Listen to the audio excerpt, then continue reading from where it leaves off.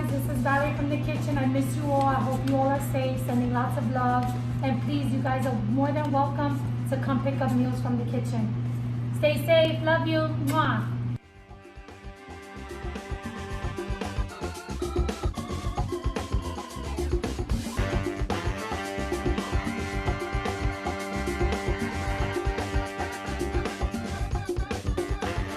Even before this pandemic, I felt, because it's just me and my daughter, having a girls club feels like having a home, a family.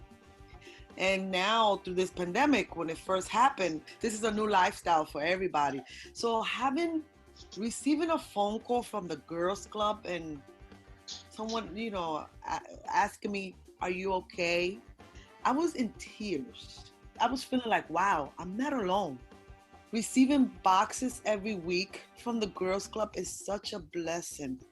You guys are like, I don't have words to describe. I wish you guys get in my heart and feel what I'm feeling, because it's like, you guys are like life changing.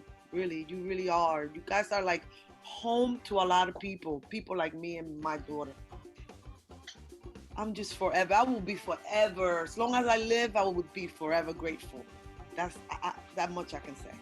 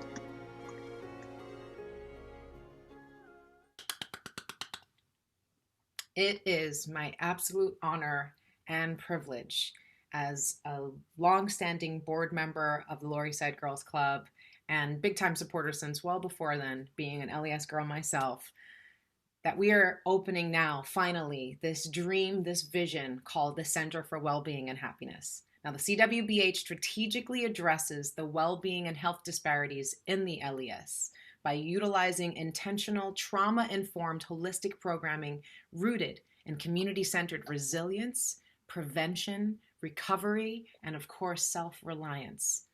The CWBH will offer an array of free intergenerational wellness programming open to everybody. That means everyone, regardless of gender, age, and ability. With the Center for Wellbeing and Happiness, the Lower East Side Girls Club is amplifying its core belief that the well-being of the girl is intimately connected to the well-being of her family, her community, and her world. We cannot emphasize the importance of interconnectedness between youth, family, and community and well-being more. It is our mission and theory of change. So please, please, please check it out, support it, share it.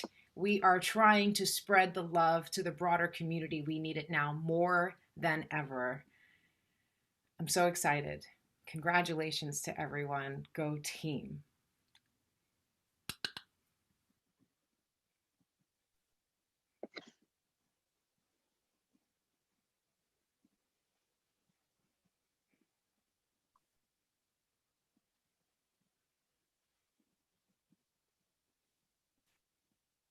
Hello, my name is Jamia Wilson, and I'm so happy to see you. It's been a while since I've been in your wonderful space, but I'm excited that we are creating space today to talk about one of my favorite new books of this year, Sanctuary, co-authored by Paula Mendoza and Abby Sher. And first, I want to introduce Paula Mendoza, who is a critically acclaimed film director, activist, author, and artist working at the leading edge of human rights. Paula is a co-founder of the Women's March. I was really honored to be involved with working with her in that and seeing her passion and leadership there. She served as its artistic director and also co-authored the New York Times best-selling book, Together We Rise, behind the scenes at the protest heard around the world.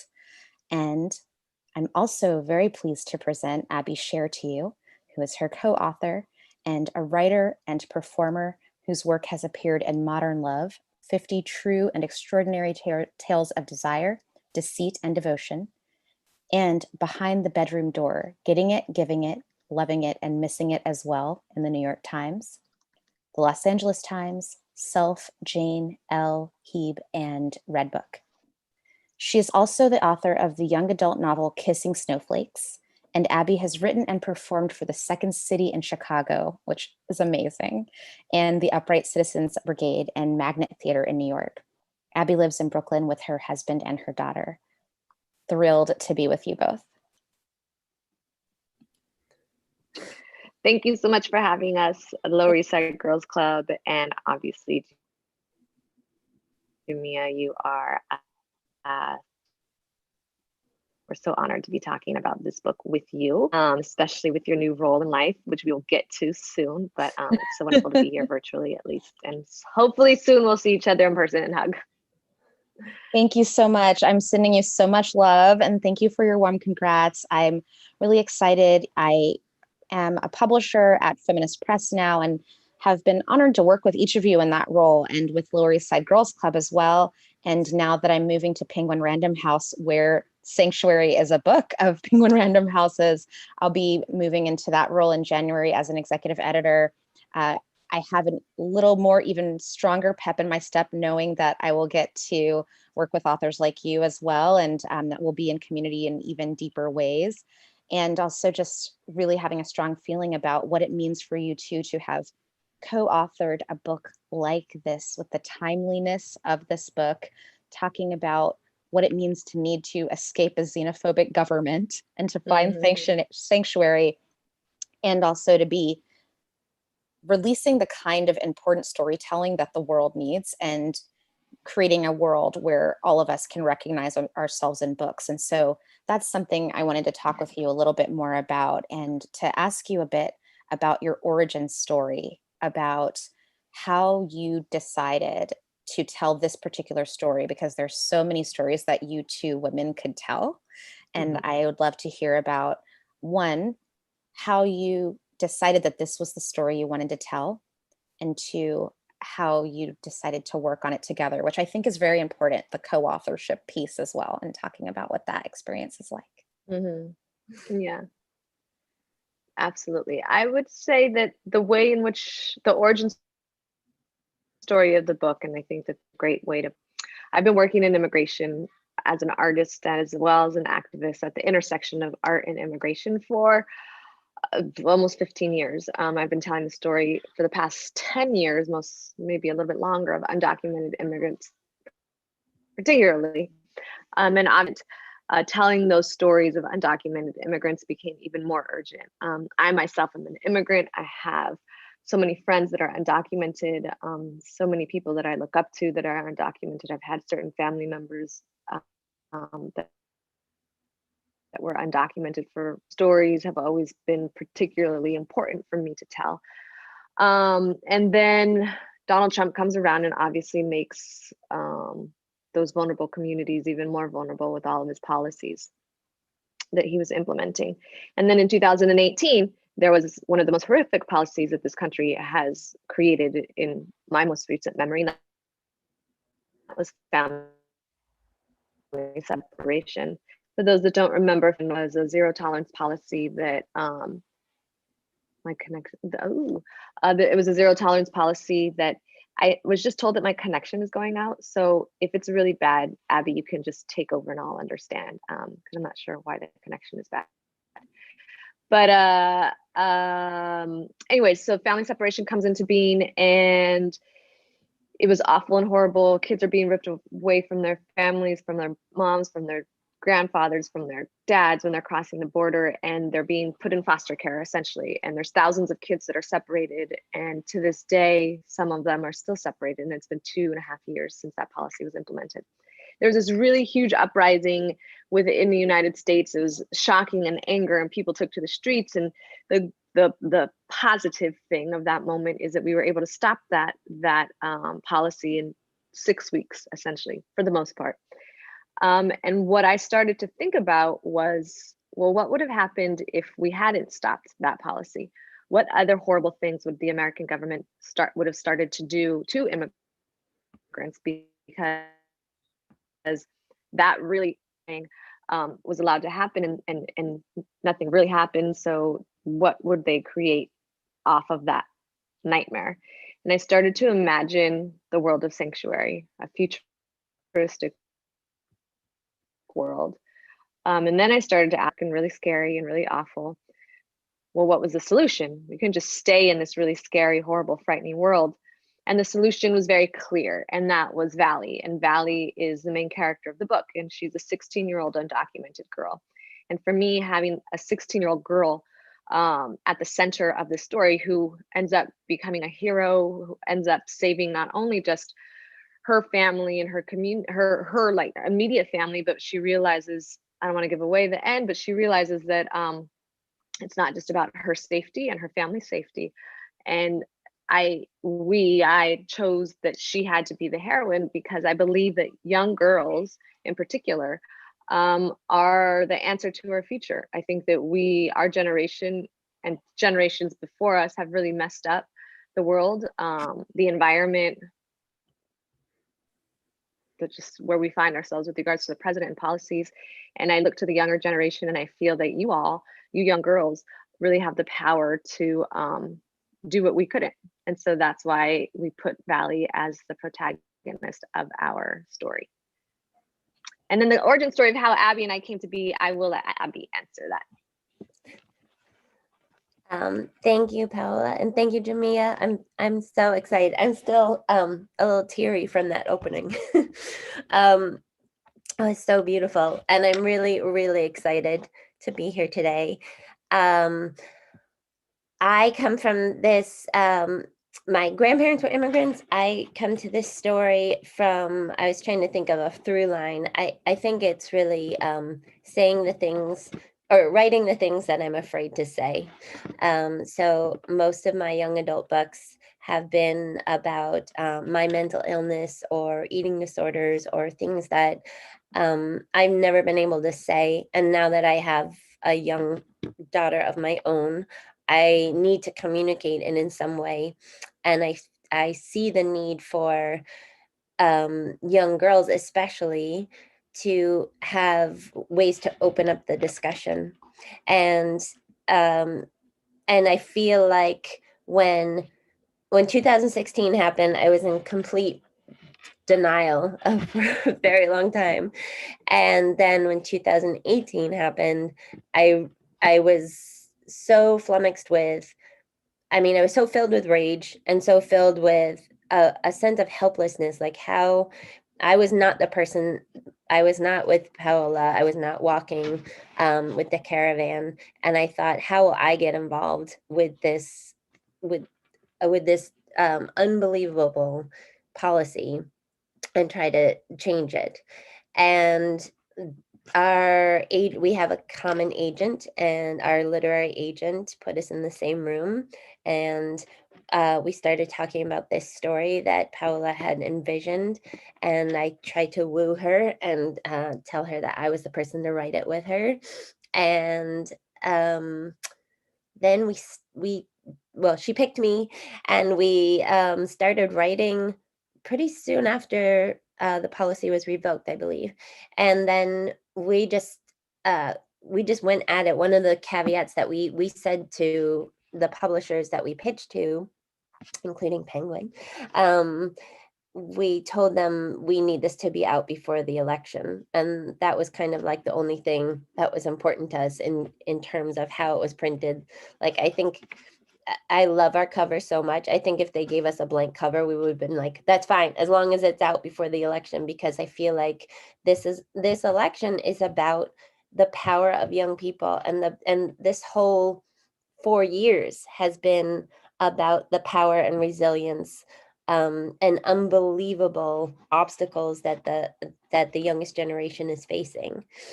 So we sat in a room and started mapping things out on whiteboard. This is when you could be in a room at the same time. And then we went back to our respective homes and started writing and passing it back and forth. And here it is. One, just from a publishing perspective, knowing about the amount of time you had to write this book, I'm just in awe of just the kind of commitment and dedication that it took for you to bring this book to us. But also because the book is so urgent, and because the book really has a stunning feeling of urgency to it, I understand why you wanted to have it published by now. And I think we will see the benefits of that. And I'm really excited about the benefits of the book being out at this time. And so there's one question I wanted to ask you. I was thinking about your book yesterday when I was talking with someone who was just saying that they were so sad that in light of all of these young people who have led on the movement around gun safety, who have led on environmental justice around the world, who have led on racial justice and immigration justice, that so many of the people who are upholding progressive values aren't yet of voting age. And what do we do to galvanize that wisdom? And what do we do to galvanize that power? And so when I anticipated talking with you both today, I was thinking about your intentionality in picking a protagonist who was at a point in her life that she could use her voice and leadership in many ways, big and small, and wanted to hear from you if you have any messages for younger people who want to do something. They've read your book and they want to take action, but know that in a world where the message they're getting is often your vote is the most important thing you can do, that there are many other things they can do to stand up for what's right. And so I'm curious about if that's something that you were thinking about in writing the book, and also if you have advice for listeners who want to be a part of what's happening right now, but know that they aren't yet able to cast a ballot. Right. Obviously, voting is extremely important, and I will never take away the power of the vote or say that we shouldn't vote. We 100% should vote. But voting is not everything. Voting is one tool to get to creating the world that we want. And what I would say, and I think that's really important for young people that are unable to vote, that aren't of voting age. There's still so much that you can do outside of voting that can have just as much impact, and in some cases even more impact. And so we have real life examples of that. We have the example of Greta, what she was able to do, she was able to galvanize a world and create a culture, a movement around the idea of saving the planet for young people. She did that. Obviously, we know she's unable to vote, and she affected change outside of her country. And it started off one girl, one movement, and became a worldwide movement. We look to our elders, for example. We look to the late great John Lewis and what he was able to do at the age of 17, unable to vote because of his age, and unable to vote obviously at that point in time because he was Black. He was able, as one of many, but also at the age of 17 and as a fundamental leader in the civil rights movement, he was able to create massive change for Black Americans and beyond just Black Americans, but he was able to create change for the United States, and really was able to do that at an age when he wasn't able to vote because of his age, and also he wasn't able to vote because of his race. And so what I say to young people, and this is a more recent and more fun example at times, is, you know, when Donald Trump announced that he was going to have his rally in Tulsa, it was young people, many of which were unable to vote, that went on TikTok and embarrassed the president because he thought he was going to have hundreds of thousands, millions of people at his rally. And he had, you know, I don't even remember the final number, 10,000 people, but he had to, as we all remember, he had to close down his outdoor rally because there was like 3 people out there. And that, again, was a movement, an idea, something that was organized by young people, many of which that were not able to vote. So I think if young people are able to use their creativity, use their ingenuity, use their understanding of technology, because you are the generation that understands technology more than us. If you are able to galvanize your people and hone in on your voice, voting becomes one tool, and then you have the disposal of 50, 30, 100, infinite number of other tools that you are able to create. And I think that that's what you should also be focusing on as well. Yeah, I want to echo that. It was a great question, Jamia. I think there, we had Paola and I had the privilege of meeting Naomi Wadler, who is the youngest person who spoke at March for Our Lives. And I mean, the guts that it took to do that, just standing up and speaking. I live in a little town in New Jersey now, and we have the most amazing high school that is just a few blocks from me. But when the kids I shouldn't say that, the teens in the high school organize rallies, and they do a lot, I am the first person there because they're so well spoken. They are so passionate. Like I envy, I mean, I was never that strong as a young adult. I will say that very clearly. I was never that outspoken. I was never that courageous. And I think that the power of one voice speaking up and saying, this is not right, this is not how our country should be, and not how our country is going to be. We are going to be the change. That is so powerful. And yes, I really wish that the younger generation right now could vote, because I feel in awe of what you all are achieving.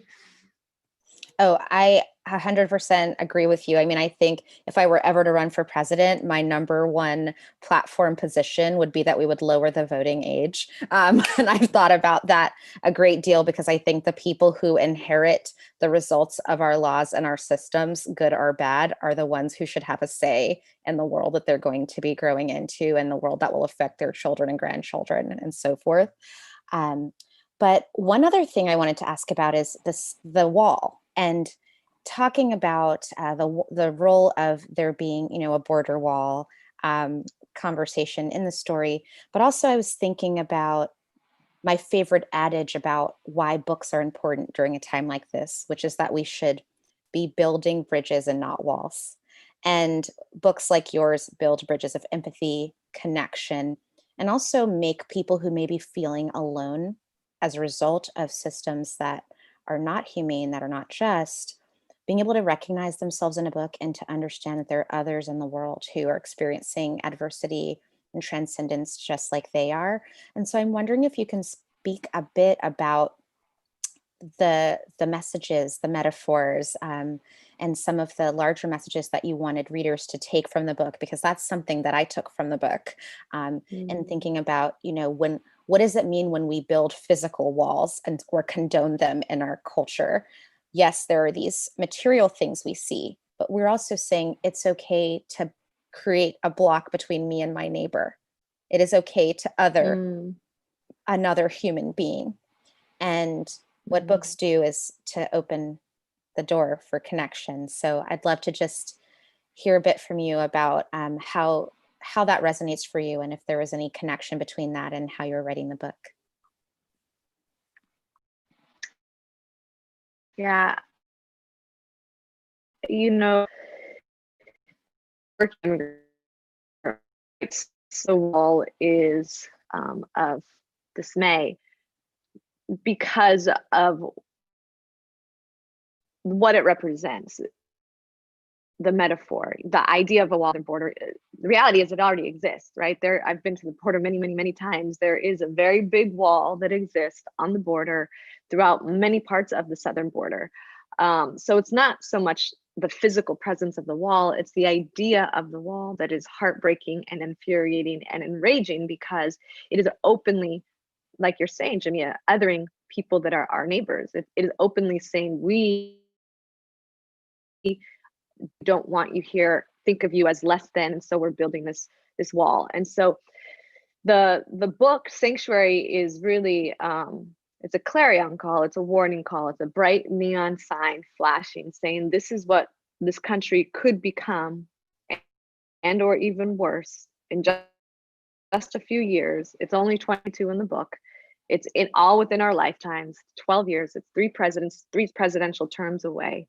And this is how horrible it can become. And all that was obviously intentional, because we wanted, we believe we are at a crossroads. The decision that we make in 2020 is so critical to the future of this country, to the future of democracy, but also the future of the world, and how the world deals with refugees and migration and immigration. And it's something that humans have been doing since the beginning. It's something that Europeans did when they went south to Africa, when they went east to the to the Americas, to the indigenous colonies. It is what they did, and at that point it was fine. And now when we are going from south to north, it has become a major problem.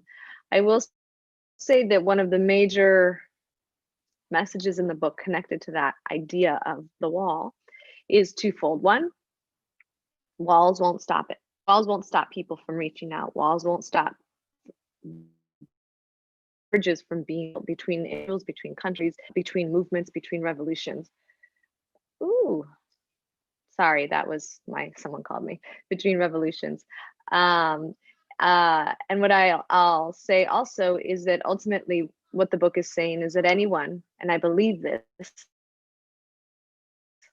anyone fighter can be a valley, can see an injustice that is great and just for justice. And not only can anybody do it, but we all should do it. It is the only way, I believe, that we protect ourselves from steps of this book to the future that it to. When we don't want to. Valley, our main character, she didn't ask for this journey. She didn't want to be this way. She didn't want to have to face the impossible, face a dictatorial regime. She didn't want to do that, but she felt that she had to, at first for her own self-interest, and then because she realized that it was more beyond just her. And that is the ultimate message of the book. We get out of this by taking care of one another. That we know, like our families, but also.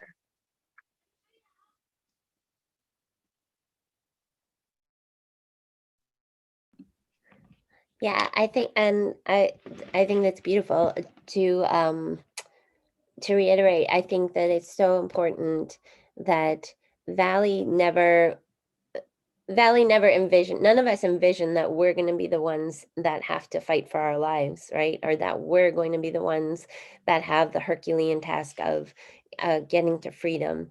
And yet Valley takes it on and proves that any one of us can take it on. She is a 16-year-old girl who, is just wants to have a date or,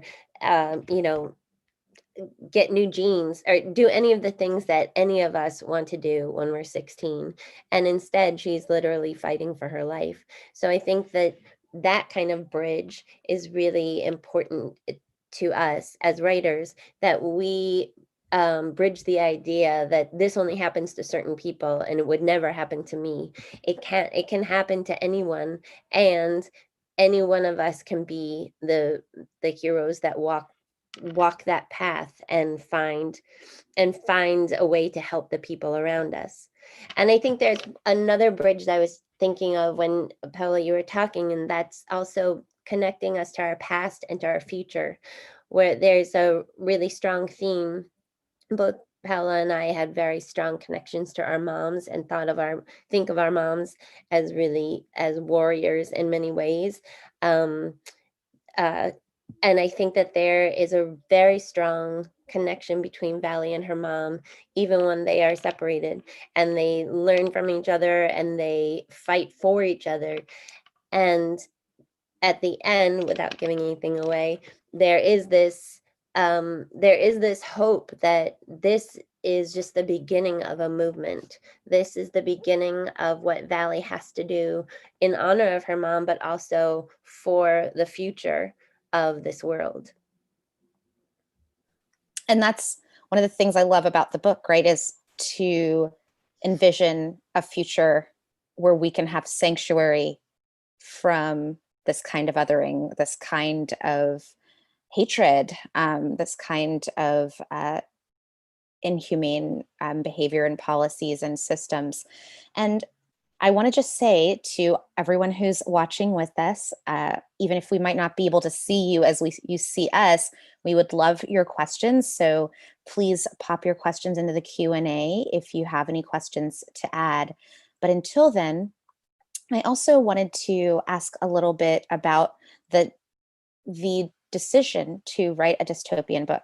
I'm really excited about that as a fan of dystopian feminist fiction, I will say. And if you look at the feminist press list throughout our 50-year history, there have been a lot of dystopian feminist fictions, and I'm sad to say a lot of it has also come true in many ways. But I think that what I've really learned from liking the genre and then also being able to publish into the genre is that books are oracles.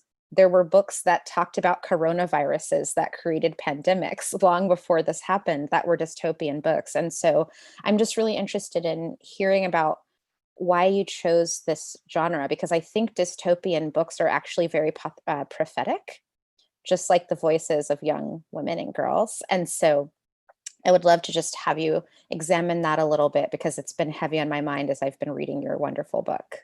Yeah, that's a great question. I will say I am not a huge reader of the genre. I have read dystopian, futuristic, feminist books. Specifically, I've obviously read, I'm a big fan of Octavia Butler.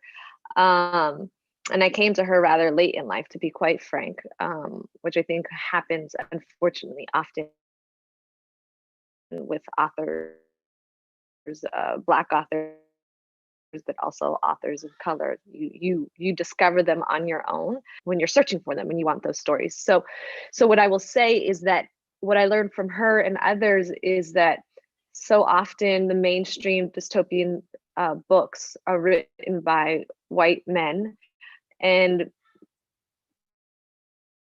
in the future we don't exist. People of color, Latinx, in this case is what I was writing from, we don't exist. And so we really wanted to imagine a future where we absolutely exist, because we will be in any future that is happening. And that not only do our stories exist, but our stories are central. And not only are our stories central, but our stories are important and will be shaping the future of this country. And we wanted to say that this was a moment in time in the future of the United States, 2032, but the Valley was going to change that future, that she had the power, the ability, the strength to change that future.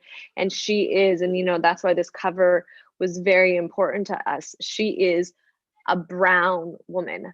You look at that cover, and I will say the first draft of that cover, she was a little light, very light. She looked more like me than what she ended up looking on that cover. And the note was right back. I said, nope, do not make her skin that color. Like, she is dark brown. She's and like, you can't mistake her. She is a brown woman, and that was very intentional, because just like this book is very intentional, we exist in that in the future, and we have to write ourselves into that narrative in the mainstream, and also to that end, dystopian books can be very mainstream, and we wanted to write a book that was not off in the margins, but that was mainstream in the way that it would be able to be accessible and consumed and be part of the cultural lexicon.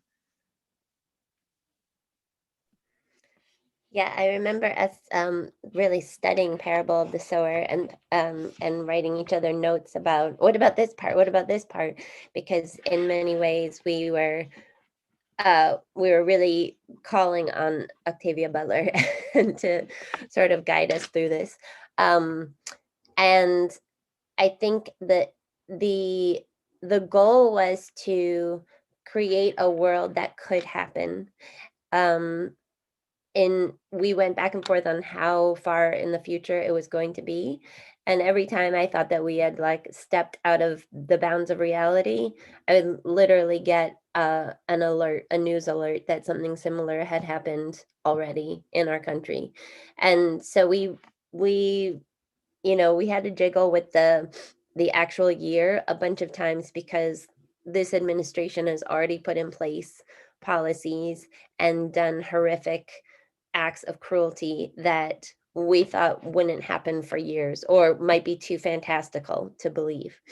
So it is in the future, but it's not very far in the future, and that's very much on purpose. The society that Valley experiences, the way that she lives, is very recognizable because it's not so different than how we live now.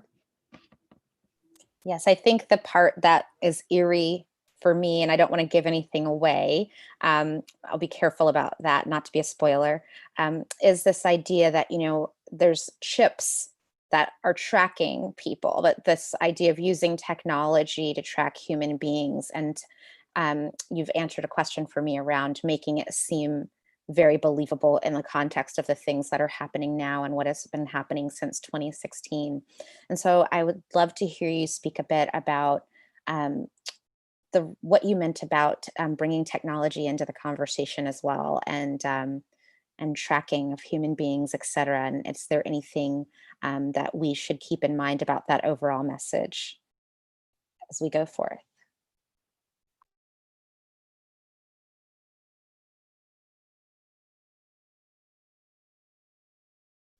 I think you're on mute, Abby.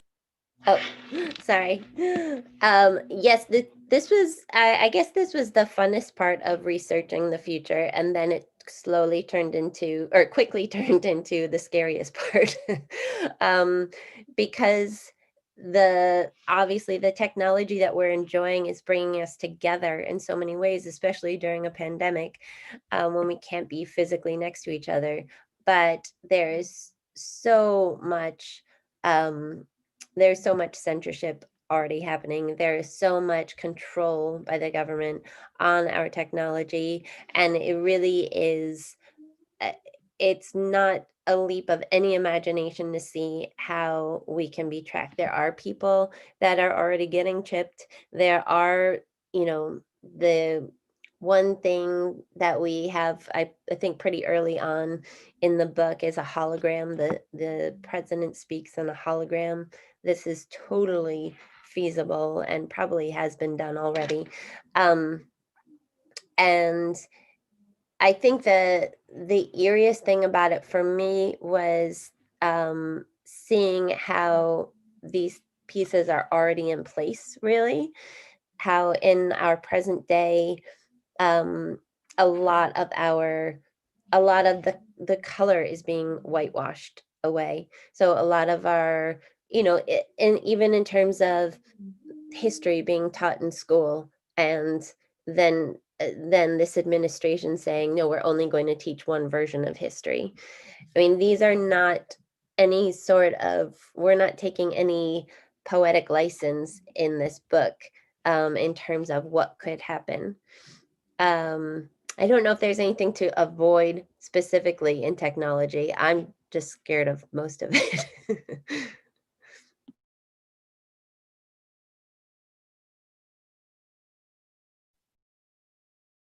And Paula, did you have any thoughts to share? I will say that, I think that technology absolutely at this moment in time is very scary in certain respects. We're seeing how we're starting to see the ramifications, the severe negative ramifications of technology on our society. Technology, how it influenced the election in 2016 without us knowing. And then I think in 2020, what we're seeing is that we're unable to control those influences. Even the people that created that technology, specifically talking about Facebook, Instagram, Twitter, they're unable to control kind of the Frankenstein that they've created, right? So we're now in a space where we're losing control of it. And so that being said, I also see that that reality is happening as we speak, and we'll see how it affects the 2020 election. But I also, on the flip side, we've seen how technology has been very helpful to movements across the world. And I'm talking about uprisings. I'm talking about whether it's organizing, over the summer uprisings for BLM. We saw just personally how Instagram in New York City, there was an account, what was it called? George Floyd. I forget the actual name of the account, but it was around George Floyd. And what they would do, which was really amazing, is every day they would be listing all of the actions that were happening all over. And then they would be coordinating as those various uprisings, marches were happening, coordinating with those marches and sharing information in real time, letting you know where they were going, and also allowing marches to meet up in person. And so that's a very small thing that I experienced personally around the power and the importance of technology. And we've seen how technology, back when we had the uprising in Egypt in 14? I don't even remember how that was organized around Facebook. So all that to say is that I have a mixed relationship with technology, of how negative it can be, but also how positive it can be.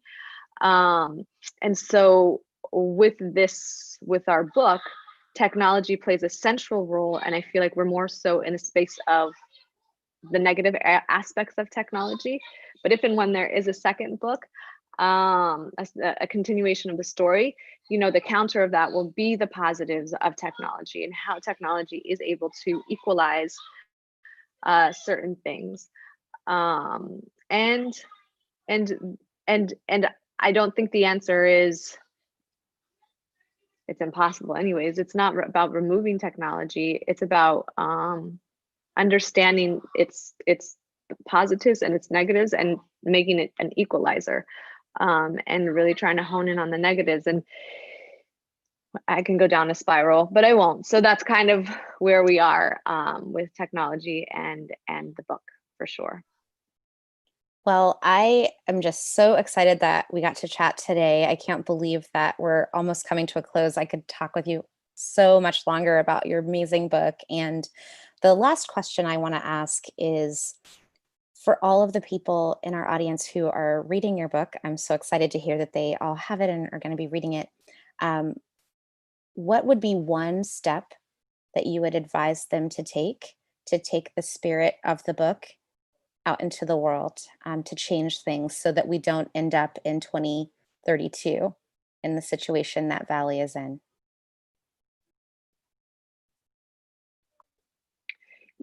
I would say that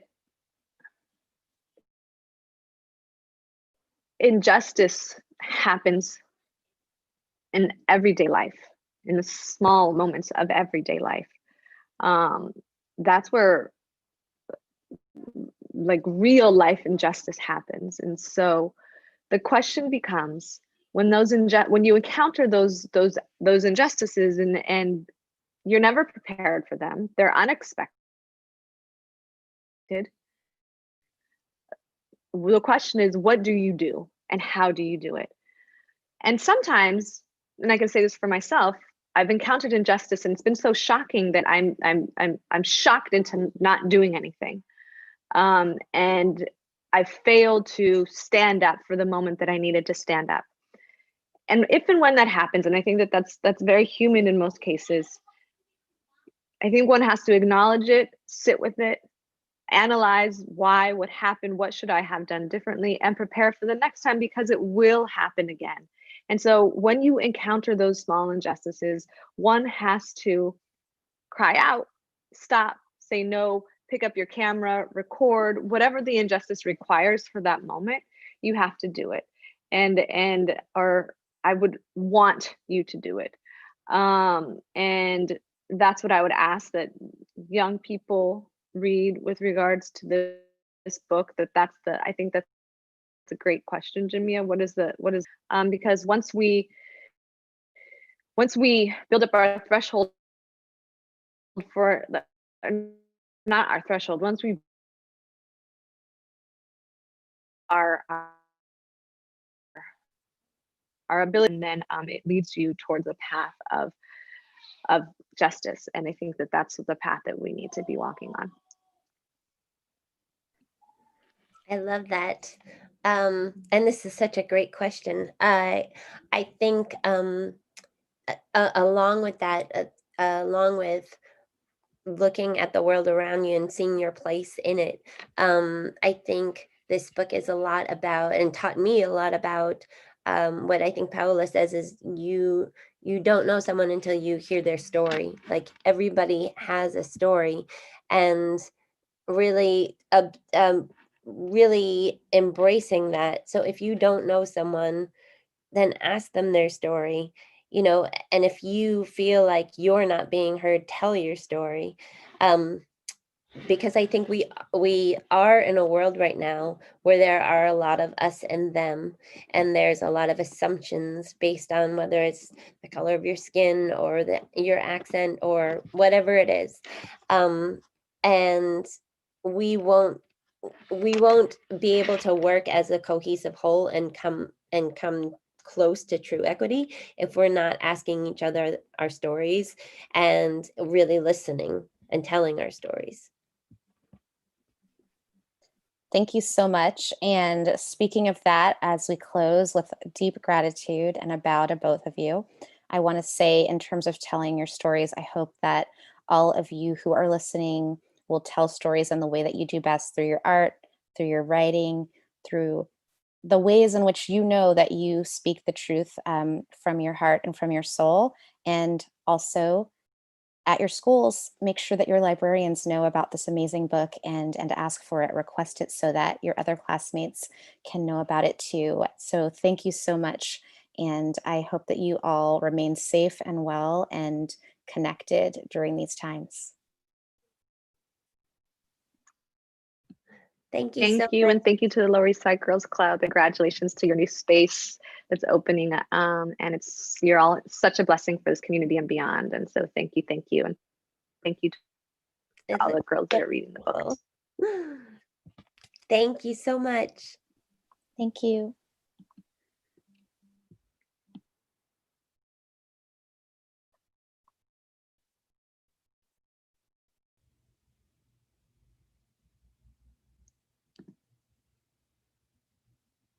Hi, everyone. We're just waiting a few more minutes to make sure a few more people can join before we start the film. My name is Hannah Rosenzweig, and I'm the co-director and co-producer of Surge. And I'm just going to give a really brief introduction in about 2 minutes. Just going to wait for a few more people to join.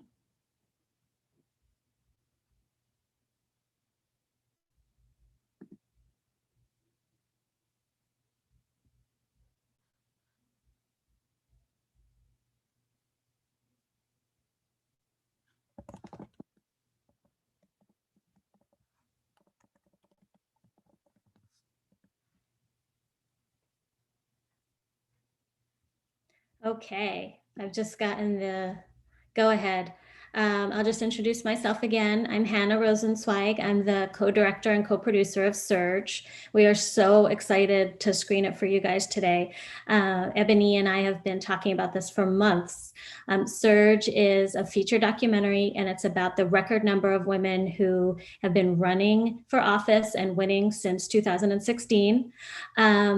And we follow 3 incredible first-time candidates, and one of them is Lauren Underwood, who's now the youngest Black woman to ever be elected to Congress and ever serve in Congress. So I'm going to start the film now, and then after the film is over, I'm going to come back with my co-director, Wendy Sachs, and 2 girls that are part of New Girl City, Paradise and Camila. We're so excited they can join for a discussion, and moderated by Ebony. And we're just really excited to talk about a lot of the issues in the film, and also hear from you, how you liked it, what were your favorite parts, how you felt after watching it. The idea is that it's a hopeful and inspiring film for this really dark moment in our history, and also to get us going for the last few weeks before Election Day. So I'm going to go ahead and start the film. Thank you so much for joining, and enjoy it.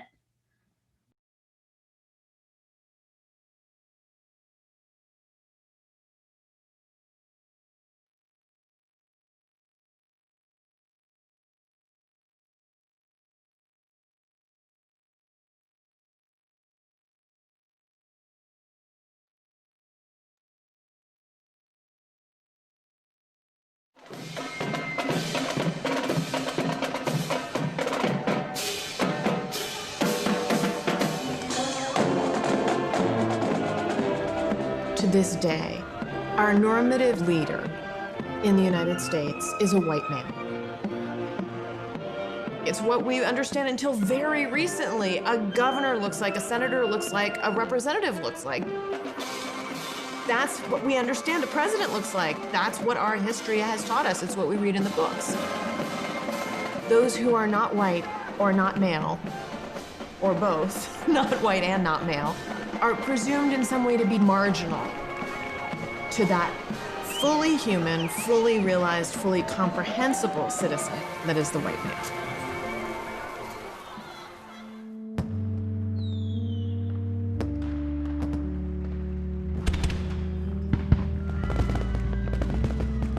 For too long, the history of women has been a history of silence. Something we do in the United States is we like to tell ourselves that our inequalities are things of the past. We fix them. For all practical purposes, do you think a woman in the United States today actually be nominated as president? I stand before you today as a candidate for the Democratic nomination for the presidency of the United States of America. This process of diversifying leadership, of getting somewhere closer to actual representative democracy, isn't going to be fixed quickly. We've heard it before. This is the year of the woman in American politics. We see these fits and starts. It took 150 years after the signing of our Declaration of Independence for women to win the right to vote. And 51 votes for the next president of the United States of America, Hillary Rodham Clinton. Even though we'd never had a major party female nominee for the presidency before, we assumed that she was going to win. He is obviously never going to be president. How could this person possibly win? Trump is headed for a historic defeat. We'll win in November. We'll elect Hillary Clinton, the next president of the United States. We had lost a sense of why this was an improbable victory. There's something about her I just don't like. I could stand in the middle of Fifth Avenue and shoot somebody and I wouldn't lose any voters, okay? With the race now in the voters' hands, a top Clinton campaign official telling me this morning they feel confident about the race they've run and a chance to make history. We have a major projection right now. Donald Trump will take Ohio. Donald Trump vastly overperforming expectations. Let me tell you this, it is Florida, Florida, Florida. Florida, it's the entire ball game for Donald Trump. The scene here is so different than it was a few hours ago. We have now confirmed that Secretary Clinton has conceded. You're awake, by the way. This is your life now. This is our election now. This is us. This is our country. I think a lot of people realize how fragile democracy is. For so many of us, it was the real belief that rights could be taken away. It was the biggest single-day political protest in this country's history. After that extraordinary outcry, a lot of people felt like that was a moment, and then we were all going to forget about it. When you hear it written off by so many officially important people as just having fundamentally been some party about pussy hats, it's still very tempting to believe an overarching narrative that says, oh, but what are they going to do, really? Right after the November election, and really right after the Global Women's March, we started getting an inordinate number of calls. We woke up the next day to tons of emails, tons of phone calls, women from all walks of life saying, if not Hillary, then who? Then me. It has to be me. It's the right race, it's the right time, and I'm the right candidate. Seeing a surge of women candidates across the country. What's behind the surge of women? I see women waking up like I've never seen them awakened before. Women who had taken for granted that their interests were covered. We cannot have a government for and by the people if it is not represented by all of the people. If we want to live in this country, we have to fight for it every day. Put ourselves on the line, put ourselves out there, and become those elected officials.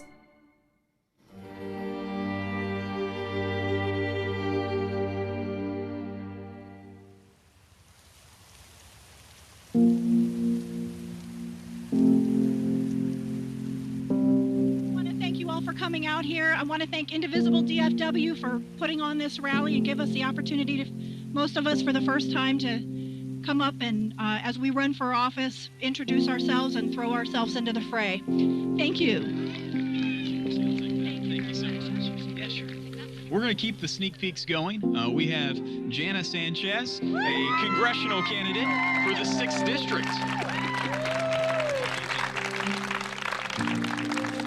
I guess we're the true patriots willing to stand in this weather today to work for democracy. Thank you for coming out. Many of us have been living in fear and anxiety since November 8th. Many of us are worried about what could happen to our friends and family who could be swept up in the anti-immigrant hysteria that's sweeping the country. Nonetheless, I'm here today to say one thing: do not be afraid. If there's ever been a time in the history of our country that we need to be brave in the pursuit of democracy, now is that time. Do not be afraid. I was so devastated by the election results and so worried about our country. I didn't sleep on November 8th, but I sure as hell woke up on November 9th. Hi, this is Jana Lynn Sanchez. I'm running for U.S. Congress just south of Dallas. I felt I had to do something. I felt I could do something. I just had to run. I had to do it. I'm running in a district that no one believes, almost no one believes is winnable. We're going to have a lot of battles over immigration, over guns, and over health care. There will be a lot of Republican money coming in. This district is not a Republican area. It's just a non-voting area. We're cynical. We don't believe that anyone's going to do anything, so we stay home. There are 264,000 possible Democrats in this district. They're registered to vote. They've never been contacted. Are you not a voter? What has to happen is you have to engage them.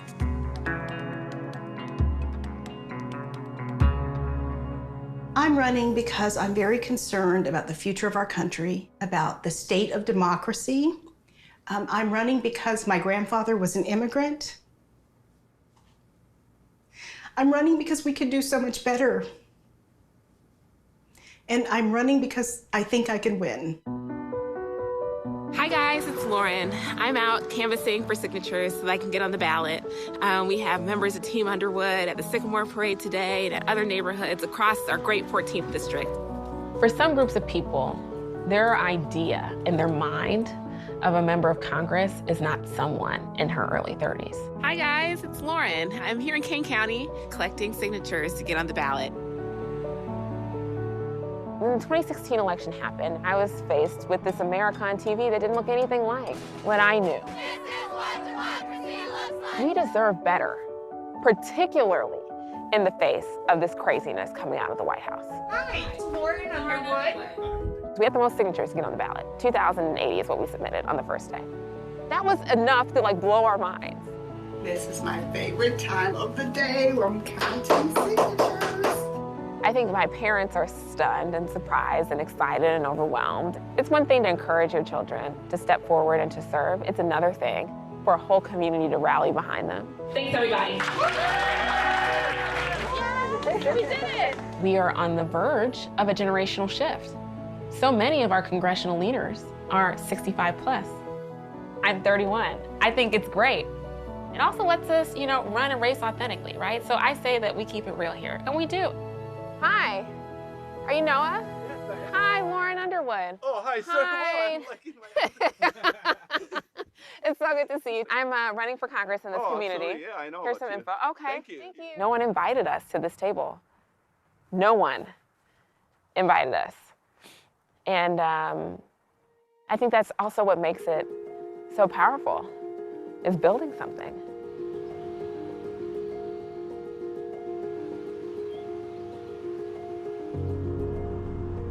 Seven days in a week, I am running for Congress all day, every day during those 7 days. I've missed so many birthdays, major life events. I've never missed a wedding, ever. And I've just missed 2 back-to-back this month. I've given up everything to do this. Each day, there's probably 2 meals that I eat in the car. If I don't have an hour that week, my hair is not fabulous, right? Realities. This dress is machine washable. That is why I have it on today, because I can put it in the washer and the dryer. Oh my God, right? And that's just real life. My car makes little noises now. It has its own Lauren Underwood for Congress growing pains. The barriers to running are so significant that sometimes you have to just be real. If we're so focused on having this facade of perfection, we are chasing towards the wrong thing. Being perfect every day would make me lose this campaign.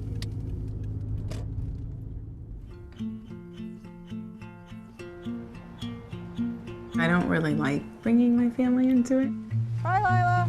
Because, not everybody is kind.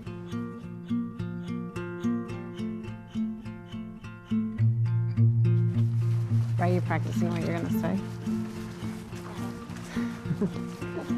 So much of this is about human connection, showing that you're real and that you care. This is my daughter, Lila. So she wanted to come out door knocking. Do you want to shake Harry's hand? Hi. Okay, good luck. Okay, thank you. Yes. I appreciate it. Okay, Okay. come on, Lila. Okay, have a good night. It's interesting. I think that even people who have a hard time picturing women in office, when you say, what would you want for your daughter? What would you want for your granddaughter? They'll say, I want her to have the same opportunities that any guy has. They don't want to think about anybody shortchanging their daughter or granddaughter, and it's a way to talk to people.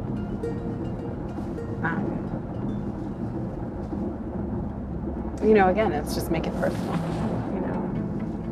My idea of a town hall, and I think what all of us think a town hall is an opportunity for the public to come in and engage with their representative. I think we deserve that. I got activated, I think, in trying not to have the outcome of this presidential election that we got. I started out my legal career representing working people who are threatened with losing their benefits. There is a level of neglect that is built into our treatment of poor people that is simply brutal and outrageous.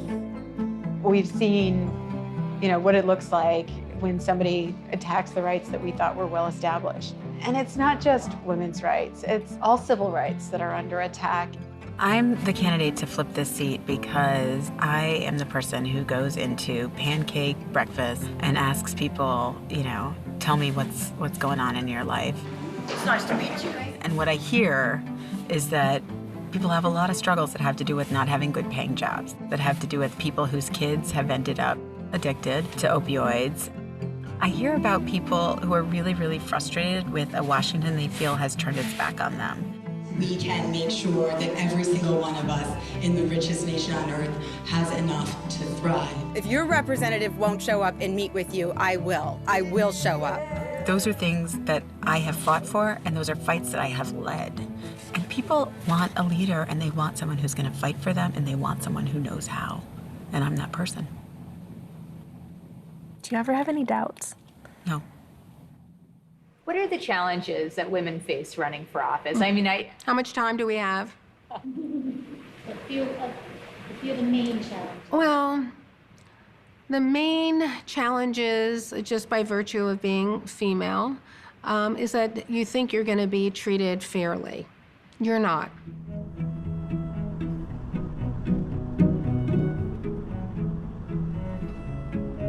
Last week I did this interview.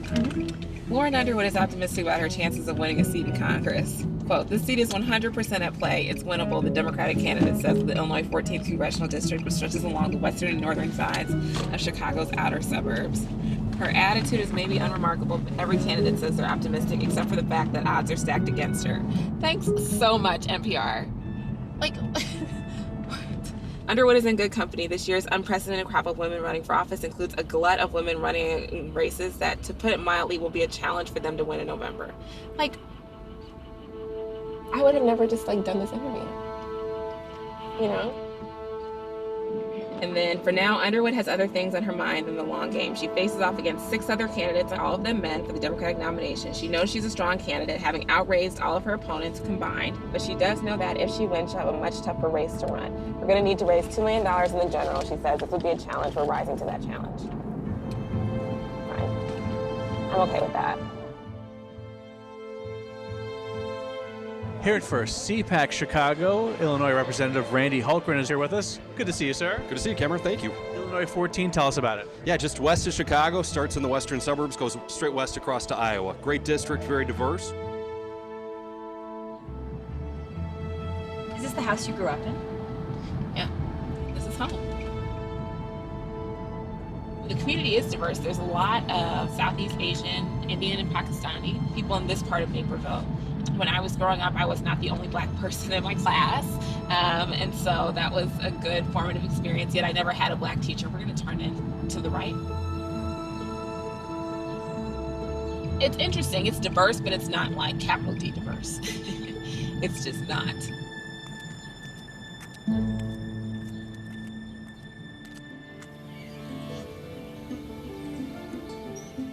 It's been 120 days since Trump took office, and 32 years since Joe Barton's been in office. And I'm dreaming of a world where I can sleep through the night.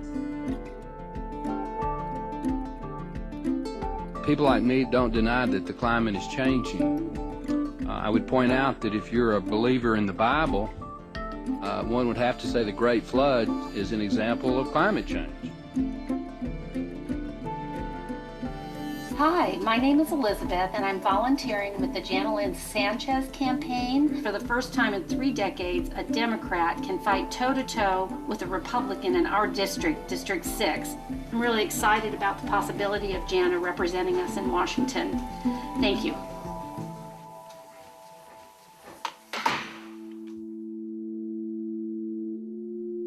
I never thought I would run for office, but I saw that I knew how to do it. We're running the most comprehensive campaign in this district for 30 years. Nobody else has walked as many blocks as we were walking, and we're going to do 6 pieces of mail for a lot of our audiences, 2 rounds of phone calls. From everything I hear, that's never happened before, so this will be a first. Voters are going to get sick of hearing from us probably by the time Election Day comes. Oh, hi. Good, how are you? I mean, we all know Republicans vote in Texas and Democrats don't. I mean, that's why we are where we are. And, that hopefully is changing at least a little bit this year. All right, I hope you'll think about it. It's your duty to vote. It's your patriotic duty. Thank you. All right, bye-bye. Nobody enjoys campaigning. There's 2, I'm going to 4 down here. Hey, Drew, did you get 2317? We're done with this street then. Where are we going to now? One street left, Forest. It's a personal beating every single day. It is an absolute beating. But we still have to do it. We have to do it. We have to be the agent of change. In my district, no Democrat has even run a competitive race here for 33 years. It will be a miracle if we win on some level. Right now at 5 o'clock, some political experts believe a North Texas congressional district may now be up for grabs. Longtime Republican Congressman Joe Barton apologizing today after a nude photo of himself has been making the rounds on the internet. A spokeswoman for Congressman Joe Barton insists he is not stepping down. He has been in office since 1985 and he has already filed to run for re-election. It is still unclear who posted the nude photo of Barton on the internet.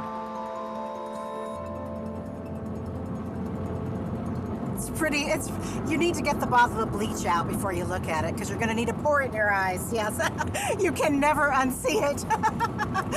My take on this has been that if you like Barton, you see him as a victim. And that's one of the reasons you'll notice in all of my statements and all of my media commentary, I have not criticized him. However, I have noticed an extremely distinctive change in attitude in the district. Now we're getting real contributions. People don't understand that this district it was always winnable, but it's now extremely winnable. And either I'm going to be running in an open seat, or I'm going to be running against an incumbent with a gaping hole in his head.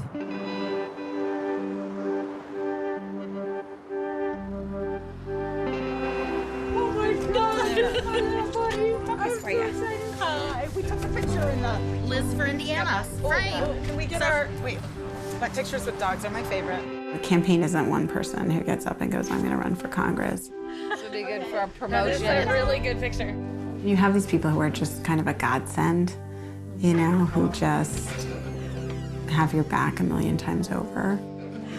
Okay, ready? 3, 2, 1. So, hi, I'm Liz Watson, running for Congress in the 9th District, and who are you? I'm the candidate's mom. You've been working hard for Liz. Gave our firstborn. Yes, our He's working. son is working full-time. I should say I lent our firstborn, so yeah. Since June, he's working full-time for... This is the first big election since 2016. And, it's really important what our country says in this election. The Republican Party is working to suppress the vote actively and openly. And so that I think is the big picture that we're working against, how hard it is we make it for people to vote. Since the 2016 election, 9 states with Republican state legislatures have passed laws restricting the vote. Indiana has the shortest voting hours in the country. There's only 12 hours, 6 a.m. to 6 p.m. It closes at 6 p.m., so people who want to come after work, that's ridiculous. There's no good reason to end at 6 p.m. other than to make it harder. At this point, I'd like to welcome to the floor another freshman of ours from Indiana and yield 1 minute to Mr. Hollingsworth from Indiana. Mr. Speaker, as a small business owner myself, I understand how difficult it is to build a business in today's economy. It's the time for her and for us we have a one-term congressman who won't even appear publicly, literally, to answer questions or talk to people. And maybe that's part of the goal, to just try to get people not to pay attention. The worst thing is to have people not contesting these races. When you don't contest races, you start to lose people from the Democratic Party. And I've seen that here. So how was your day? Pretty good. I worked on some speechy stuff. Learned about writing speeches. Well, happy birthday! But we've known each other for 16 years, so we share a brain sometimes.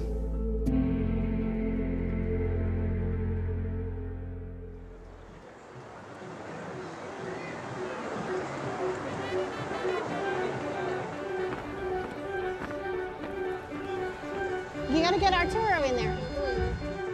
I'm an unlikely candidate. There are a lot of things wrong with my pedigree. I love this. I always say it's the only fun part about running for office is parades. Si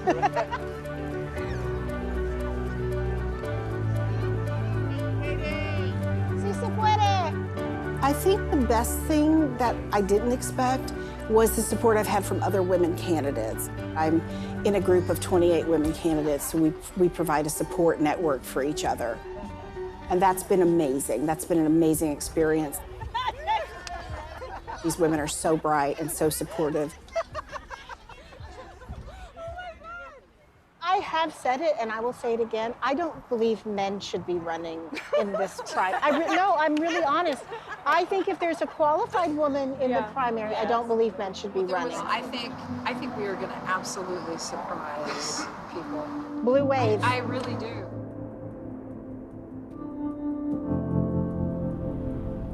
I'm licensed as a nurse. I decided to become a nurse after having an early diagnosis with a heart condition after 3rd grade.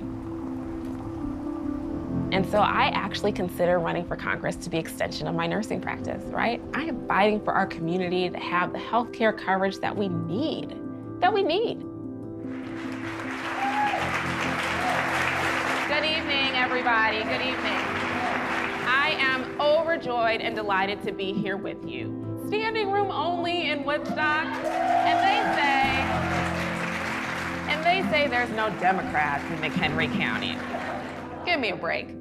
37,000 people in the Illinois 14th have health care coverage thanks to the Affordable Care Act. Randy Hultgren and the congressional Republicans are dead set on taking away health care, eliminating all the protections that allow so many of us with pre-existing conditions to be able to have affordable coverage. I'm a nurse, and I'm also someone that has a pre-existing condition. So when folks make promises in that area, it's personal to me. Randy Hultgren broke his word, and I couldn't stand by and let that happen. I knew I needed to run for Congress against him, because this chaos and confusion isn't working for us, is it? No. Together, we will be able to flip the 14th. Thank you all.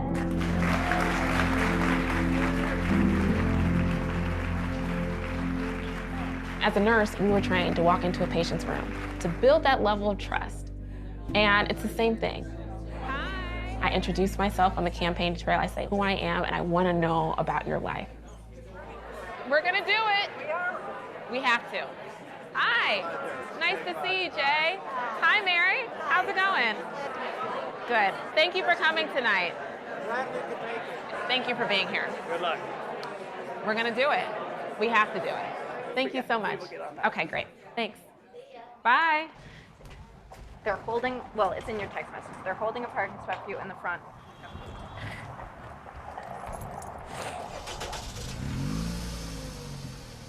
I think that our country would be a far different place. We have more nurses and teachers, police officers, right? More regular people involved in our government.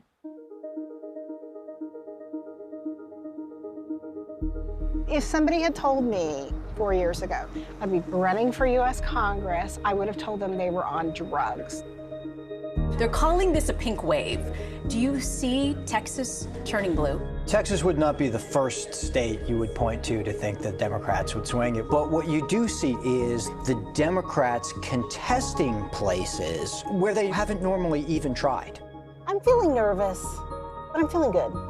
You know, we've accomplished something really phenomenal by being here where we are. Have you been able to make it out to the polls today to vote for Liz Watson? I'm just calling to remind you that today is primary day, and if you haven't voted for Liz, please remember to do so today. The polling stops at 6 p.m. tonight. Nice to meet you. Thank you. You think I'll have your vote? Absolutely. Thank you. It takes a lot of hard work, and it's building movement. It's something that's built to last. Things going good today. Nice to see you too. I voted for you. Oh, I really appreciate that. Yeah, Thank you so much. At the forum at Wittenberger, and I really like what you had to say. Thanks. Yeah, you had like a bulldog spirit. I do. Like you were going to grab on and I you don't weren't let gonna up. go. So I hope you keep told up the lots of good your work. friends. Yes, I did. Okay, good job. Much appreciated. Yeah. I'm really different from a lot of candidates. I'm a Labor candidate, but because I'm a woman, sometimes that gets obscured. Hi, Liz Watson, Democrat for Congress. It's a double-edged sword to talk a lot about being a woman in this district because I will lose 5 to 10% of votes over this issue, I guarantee it. It's very frustrating. The polls are closed. Get out of here. What am I talking about, Brian? Is it just absentee plus early vote, or? For my daughter, I think it's important for her to see that women can run, and hopefully she'll see that women can win.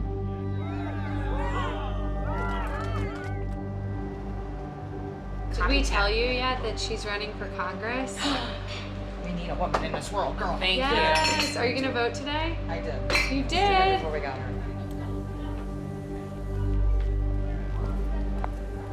At every place, there's one person who knew who I was when I walked in, which is pretty awesome. I saw you on my Facebook. Definitely on Facebook. We were talking to the digital ad people last night. Yeah. We're like, yeah, we're trying to spend the whole budget that you gave us, but we're bumping up against Facebook spamming limits, and I think that we're spamming people. We're like, This has been like weeks of anxiety dreams, animals chasing me, running to catch a plane, the train has left the station. I'm like, wait, right? Like all of that. And then last night, I was out.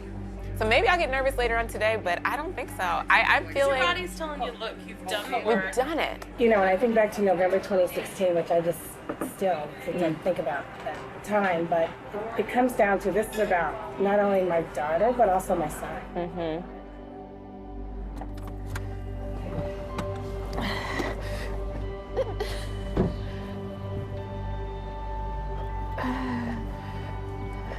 Don't cry, Mom. I love you. I'm so proud of you.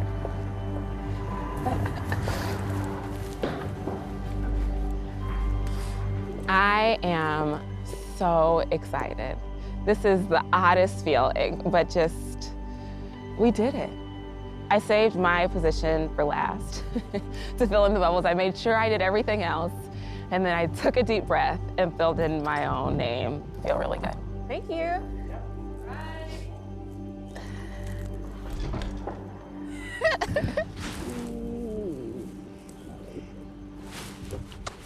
Okay, see you later.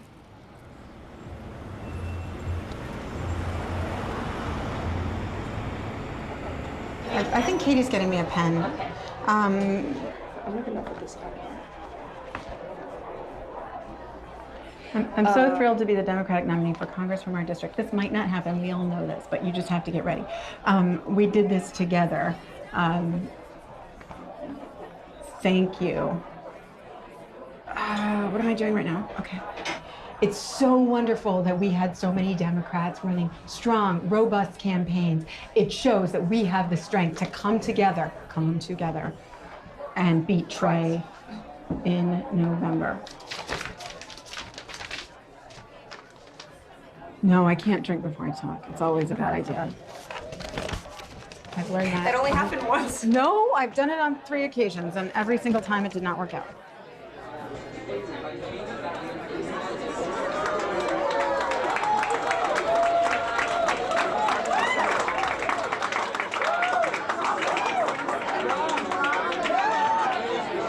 You know, you did a lot of the work that's going to make this possible in November. So, I mean, all credit to you and thank you. I think you and I stand for the same thing. You know, we're just in this for the right reasons. And all right. Yeah. Thanks, Dan. Okay. Thanks for calling. Okay. Bye-bye. So are we? Yeah. I'm going to have more here for you later. So I'm going to, okay. Let's do it.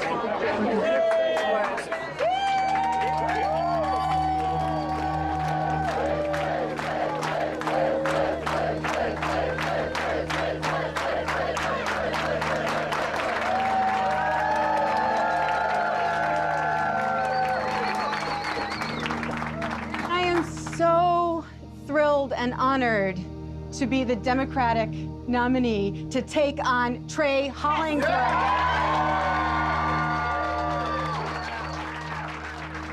And I know I just introduced my family, but you know, Craig, I gotta hand it to you.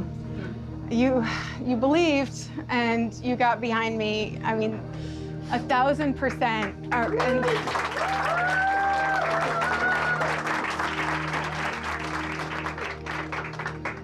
But I want to be really clear about the fact that we all did this together. It's because of each and every one of you who are here in this room, who knocked on doors, and I know, a lot of people are probably thinking, finally, I get to sit down. There is a crew of people here who I don't think slept last night. Thank you. Thank you for what you did. So this is a really exciting moment, and it's a really important moment because everything we care about right now is at stake. Everything is on the line.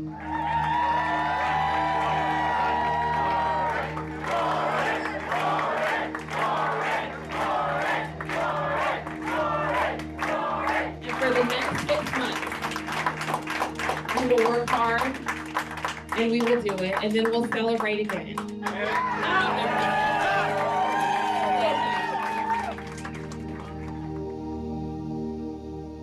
We earned every single vote we got tonight. We did not need name ID in order to win. We won one vote at a time. We are releasing a press release as well. What is your deadline? Everybody, can I have your attention just real quick? Jana would like to say a few words. We started from nowhere. We had zero name ID. We just had an idea, which is that Democrats could win this district. Absolutely. And we have proved tonight, that we are on our way.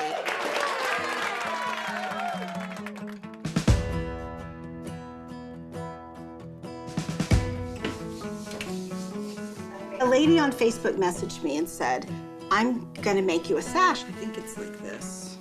And I love it, but I've never worn it because I feel a little bit like, I'm pretending to be a beauty pageant contestant. I don't know, votes for. Maybe it should say vote for Janelyn, but it says votes for Janelyn. I'm gonna wear it tonight. So I'm gonna wear it tonight for the victory party, or the watch party as we're calling it. I hope it's a victory party. How many more hours until the polls close? What time is it now? It's 4:30? So 2.5. I'm feeling nervous. I have no idea how it's gonna go tonight. I think it's gonna be close. Data is really helpful. Like, the more data I have, the more I calm down. I just always wanna know how we're doing based on empirical evidence.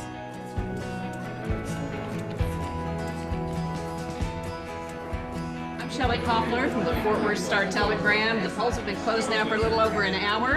And in Congressional District 6, this is Joe Barton's seat, Janelyn Sanchez has taken an early lead. Let's look at the numbers here. I know they're fluid. So far, we're 4 points ahead.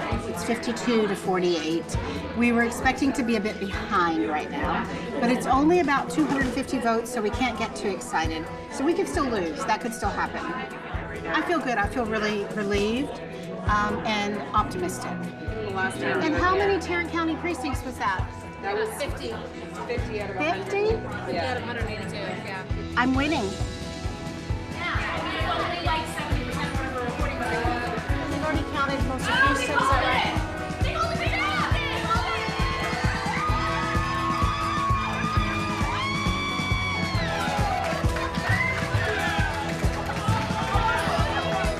We won. We won.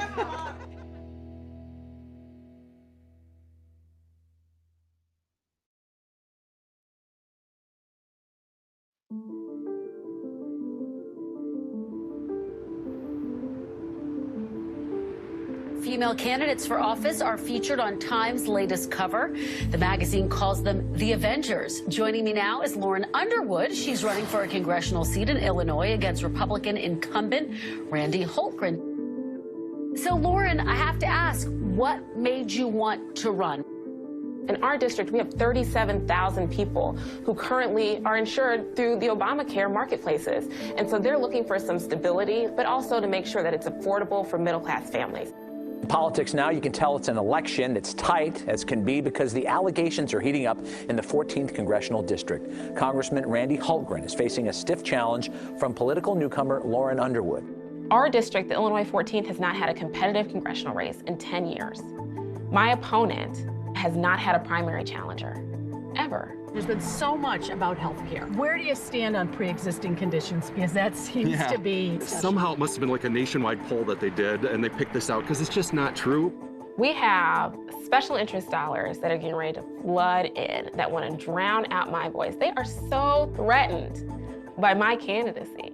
The battleground, if you will, is in suburban, Midwestern districts like mine. We are in a red part of Illinois. Yeah, this is not an area that Democrats have usually thought we could play in. And yet here is this fantastic African-American, vibrant young leader who's, I think, caught the imagination of everybody up here. Such an opportunity. We've had tens of thousands of people invest in this race and say, I have your back. Hi everyone, it's Lauren Underwood. I'm so thrilled to be here with my friend Mayor Pete from South Bend, Indiana, and we're here to talk early voting. I'm here on our 100th day until the election, so excited about this group, this team, and we know that we're gonna be victorious come November 6th. We can win, but we're not winning yet. We can't shirk away. We have to dig in. To Our Democracy 2018 coverage focused on bringing you all of Indiana's most pivotal races in the upcoming midterm election. Today we travel to the 9th Congressional District. Incumbent Republican Trey Hollingsworth is being challenged by Democrat Liz Watson. Watson is from Bloomington, where she resides with her husband and 2 children. What's it been like, Lana, to see your mom running for this office? Well, at first I was like, oh my God, like, I have never done anything so brave before. And the day that we won the primary, I was like, oh my God, we could actually win this. Lila tells it like it is. What's been hard about this year, having your mom run? It's mostly that, like, I always have, like, something on my mind. Like, oh my God, what if we don't win this? Mm-hmm. Or... I mean, we want to win. But we talked about that. We said we made peace with every outcome before we started running, right? Yeah. And that it's going to be important that we ran a campaign that was based on actually trying to fight for people, right? Mm-hmm. Yeah. So whatever happens, we've done a pretty good thing. Medicare for all. Did you know Congress is 38% millionaires? So we've elected a Congress full of millionaires who have no idea what real people face and no idea how hard people work. And, you know, how close to the edge so many people here are living. Including your opponent. Yeah. I think that one of the reasons that I've kind of taken to being able to run a strong campaign is that I can have this really singular focus. You know, and just sort of go 150 miles an hour for a year. And that's what it's just what it takes. I mean, I had no idea about the fundraising. It is nuts. I mean, we've raised over $2 million in this campaign. Like, how does one do that? The hard part about that, right, is my opponent has a $58 million net worth. I do not. In a district where your opponent spent $4.5 million putting his name out there and paid advertising to win the seat the first time, like, getting out there so that people know who I am is really important. I mean, we all wish you could run campaigns without money, but you can't. So I've had to spend a stupid amount of time raising money. I mean, just a stupid amount of time. You know, we have a system where someone like me that isn't going to take corporate PAC money and doesn't have their own fat bank account is just going to be on the phone all the time, you know, trying to raise money. And so when you go up against somebody that doesn't have to spend any time raising money, it's just an unequal playing field. He has been running digital hack ads. He's found all my bad hair days. I have so many to choose from. so many bad hair days. And then he kind of paints my hair blue. It's very interesting. Liberal lobbyist Liz Watson spent a decade in Washington. She'd raise taxes, open our borders, take over your health care. She won't fix the problem. Liberal lobbyist Liz is the problem. I'm Trey Hollingsworth, and I approve this message. Liberal Liz thinks people should have health care.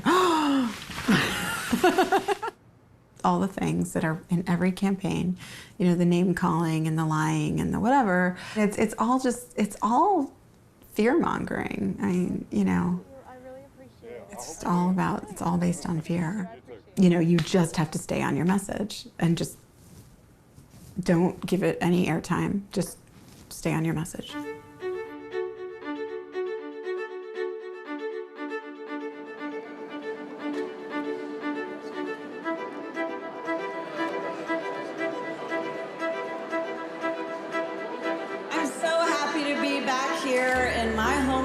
I'm particularly happy to be surrounded by so many amazing, active, powerful, democratic women. So, you know, we've all heard, we've been hearing it, this is the year of the woman. How many of y'all have heard that? You've watched us in the Women's March. They've taken note of the fact that we have more women running than ever before. But sometimes I worry about those labels, the year of the woman, because I want this to be more than a year. I want this to be the beginning of us making sure that we are no longer on the menu because we are at the table. It's with great pride and pleasure that I introduce to you our Texas congressional candidates. With us today, Jana Sanchez, running in Congressional District 6. Hi, how are you doing? Well. Oh, good to see you. Are you out walking? Are you knocking on doors? Oh, yeah. I love your email. Thank you. I think people thought we were in the way, but I mean, we're in the way wherever we are, you know? It's not the first time we stopped traffic. Okay, can we find a place to sit down? Because my feet are killing me. My girls would be so disappointed. They were so excited when they saw I wore a suit today.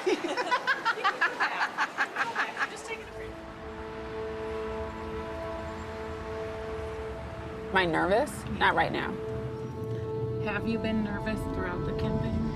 I've been nervous, for sure. Debates. The first debate I did with Randy, well, the first forum editorial board meeting at the Chicago Tribune, I could like barely string together a coherent sentence.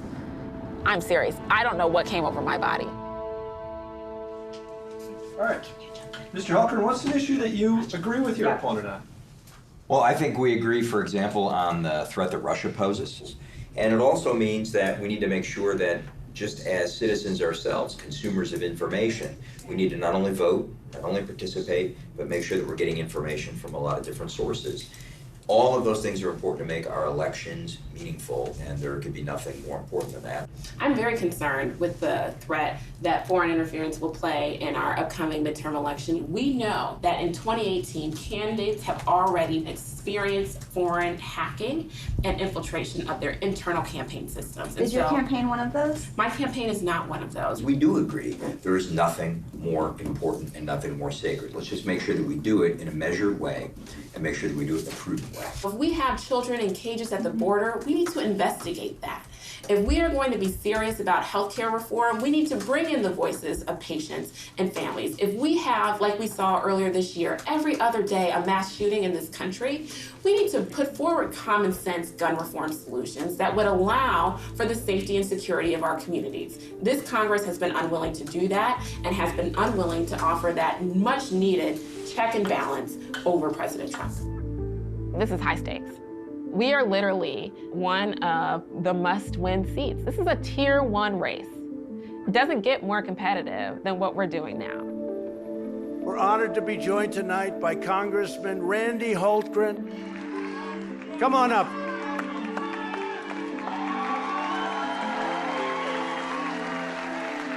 Thank you, Mr. President. God bless you all. This is amazing. We need your vote. My name is Randy Hultgren. I represent the northern suburbs. We got a tough battle running against a very liberal who absolutely is dying to support Nancy Pelosi for Speaker.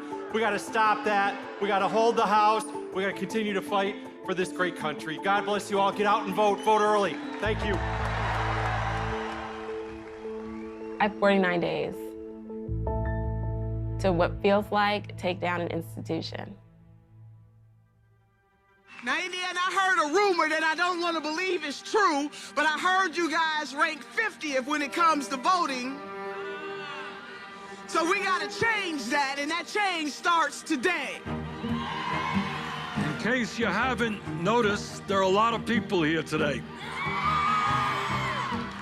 And we are here for the very important purpose of electing Liz Watson as the next congressperson from this district. Thank you all. Okay, good. All yours.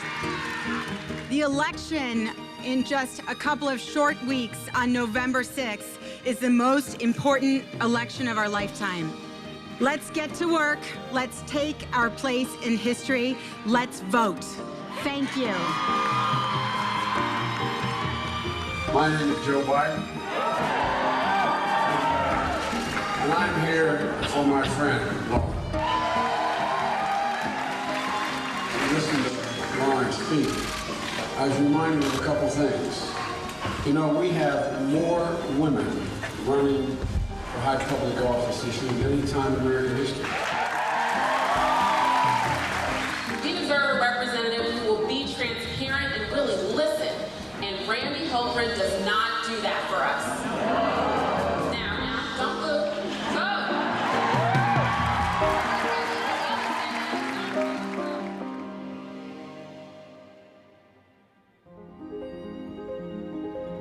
28 days out. We have 4 weeks exactly to win this election, and we have a lot of work to do.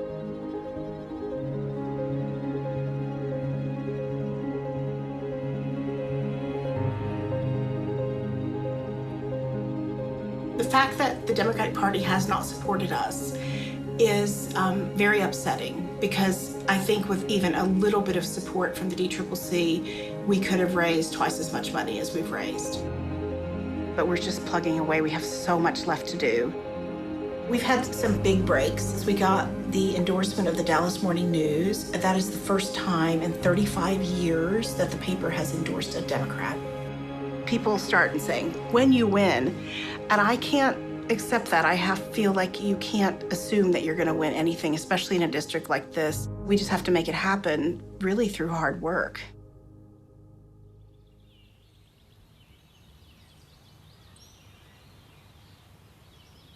A thing that I've always enjoyed doing and that I just kind of let myself do is I love to talk to people and hear their stories. I get to talk to people about the most serious and sometimes crushing things in their lives. Healthcare is a majorly concern for us, especially pre-existing conditions. Yeah. I'm a breast cancer survivor, and that really worries me. That right now I'm covered, you know, but who knows about next year, the year after, you know, so that's kind of frightening. Every time there's an election, somebody says it's the most important election of our lifetime. But this is a time when nobody disagrees with you when you say that. This administration that's in office right now and the rhetoric, there's just hate. It's breeding this, it's fueling this hate, that's underlying hate, I guess, that's been there. And it's not doing anything to mitigate it. People don't want you to dig on a complicated policy answer. They want you to dig in on what's real.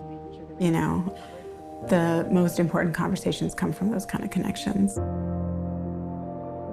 One of the things that I worry about is that our party affiliation right now, it's almost like a religion. And so regardless of whether, you know, the person in office is clearly ripping you off, you're willing to vote for that person just because they have an R behind their name. here in Indiana, yes, we need to bring Democrats to the polls, but we only win if we also win independent and Republican votes. And I hope that we'll have enough people who see through and see that actually, you ought to vote for the person, the person who's actually going to fight for you. And that's what we'll see in this election.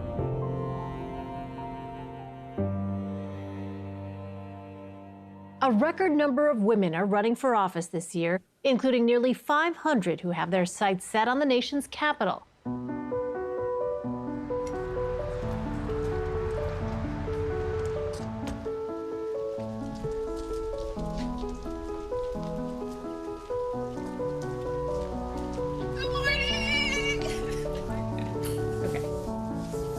Oh, hold on. Thank you.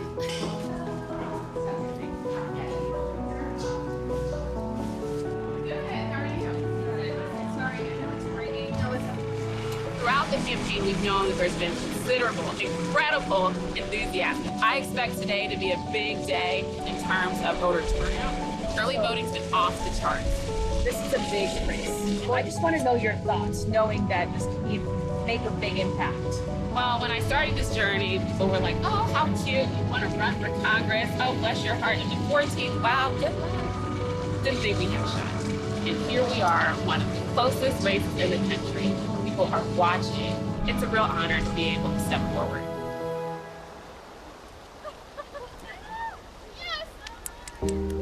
People that look around their community and see a need can take action and do something tremendous.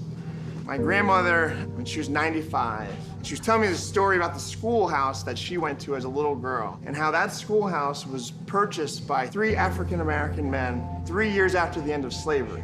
And I said, how could that be? Just 3 years after the end of slavery, that those men had the resources and the wherewithal to buy land, build a schoolhouse, and had the gall to put on the side of it that they were educating black children there.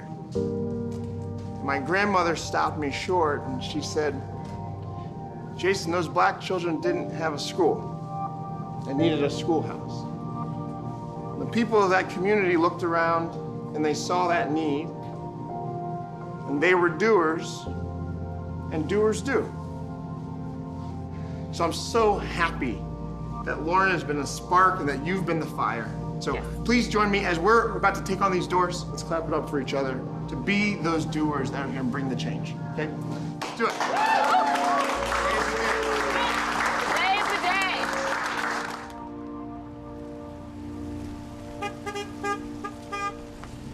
Welcome to our office. We're on an Airstream tour. I decided that, let's take it old school.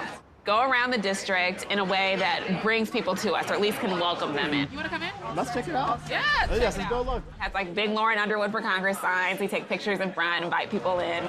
We've been going to every county in the district over the course of the final 3 days to get out the vote and having pop-up events. We're going to breakfast now. Going to breakfast to remind people that the representative is supposed to show up. You ready to roll? Ready. Let's do it.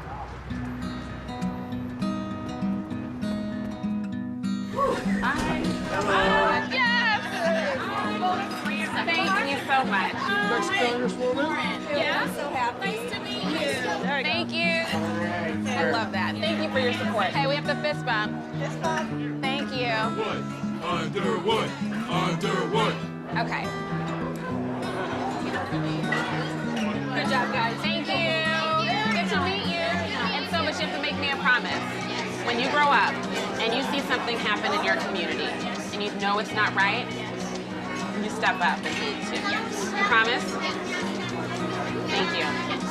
Thank you. Thank you. Of course, nice to meet you. Father God, we thank you for today. We thank you for the food. We thank you for the opportunity to be here. We ask for you to continue to watch over us as you remind us to serve the least of these. You have called us for a time such as this, and you have called your daughter Lauren Underwood right now to serve the people. We know that she is ready for this moment, so we reflect and we say thank you in advance. Thank you for the opportunity. Thank you for family. Thank you for friends. Today shall be the ultimate victory. In the name of the Father, who created the heaven, the moon, the sun, and the stars. In the name of the Son that went up on Mount Calvary to give us chance for life everlasting. In the name of the Holy Spirit, we say amen. Amen. Amen.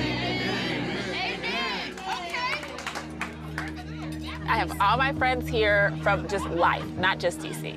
It's really special to be able to share my home, my community with people. Thanks for coming. How are you doing? Very rarely do you get to see where someone's from.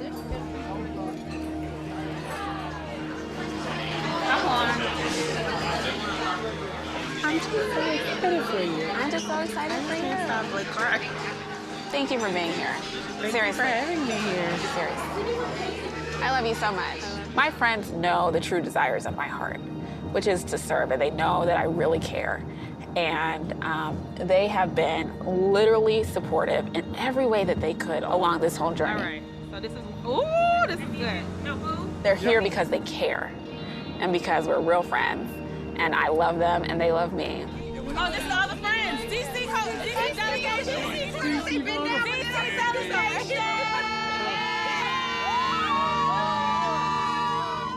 When you have friends that believe in you and what you're doing and will literally do all that they can, including non-political people, do everything they can to help you achieve your goals, I mean, that's like the best gift. How did you feel after Sunday? Sunday was crazy. So I walked out, you know, we were there early, and I heard everybody's cheering. Next, representatives from Illinois, Sean Casten and Lauren Underwood. It just, I'd never experienced anything like it before. You walk out and it just hits you. Let me just say, if you get invited to the cookout at the house, girl, I would lose my mind. Good girl. Good girl. Are you having fun? Are you having fun? Fundamentally, people have to want change, and they have to want to go out and vote. Hi, ladies. Are y'all voting today? Are y'all voting? voted yet? Have y'all voted? No, we haven't voted. What are you waiting on? Hi, are you voting today? Have you ladies voted? Have y'all voted yet? Have y'all voted yet? No. If you don't go vote, you're letting 80-year-old privileged white men decide your future. Oh, okay, okay. Do you think they have your interest at heart? No, they don't.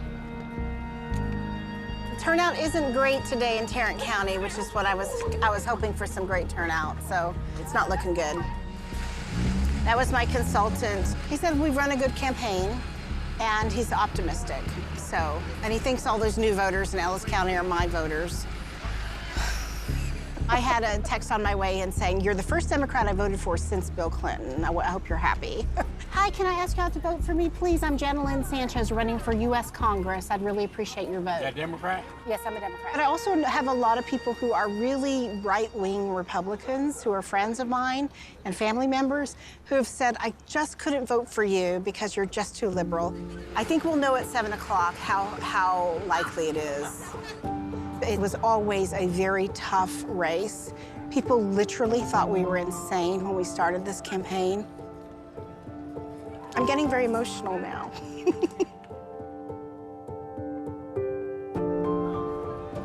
I am a very realistic person. On Nate Silver, it says we have a 1 in 4 chance.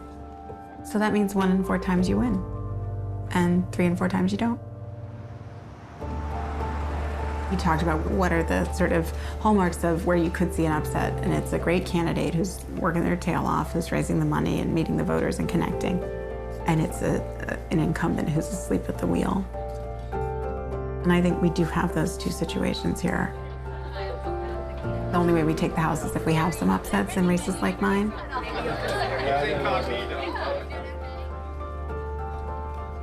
We are seeing an elevated turnout even in early vote. And I think these are the right conditions for an upset. But it would be an upset, right? And upsets are hard. Tell them we were here and then we say hi and go like that. All right, good.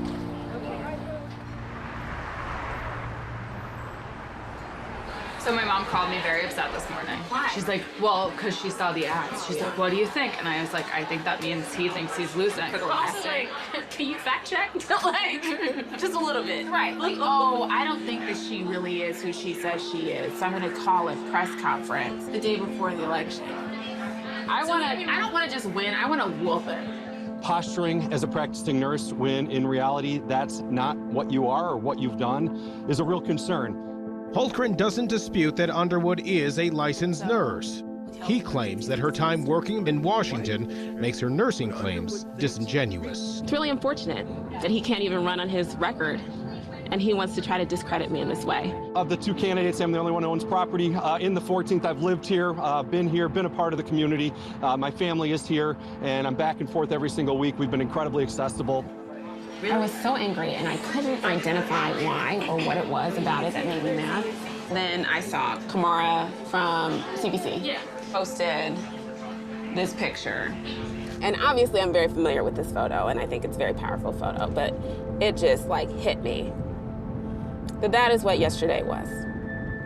And it's painful and difficult and unpleasant. What they were saying is that I am not who I claim to be. And it had nothing to do with the qualifications to be a member of Congress. Nothing. It is not equivalent, but it's from the same place as Barack Obama birther and birth certificate stuff. It's from the same place as, like, you are an outsider, you don't belong here, you couldn't possibly be who you say you are, because I don't believe you. And I am an entitled, privileged white person.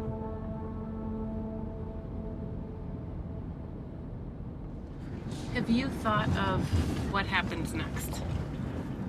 Yep. If I win, I'm gonna get a whole lot of phone calls tonight. And not entirely sure I want to answer them all. And if I lose, probably won't get a lot of phone calls tonight. It starts tonight if I win. There's a lot of work to do. And if I lose, we have to begin to shut this whole thing down. My staff gets paid through the end of the month.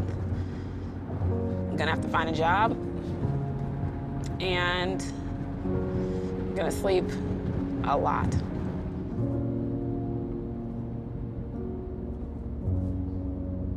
That's okay. It's okay. You know, I used to carry the campaign on my back, in my backpack, every day to and from work. Oh, thanks. Okay. When it mattered, we stepped up, we mobilized a community.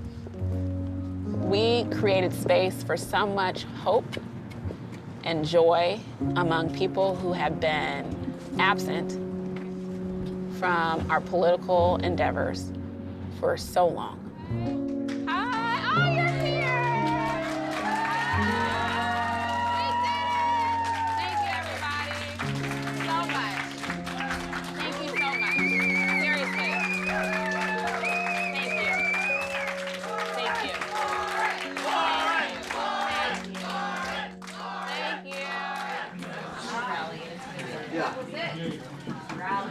Cute, right? Hi, Tina.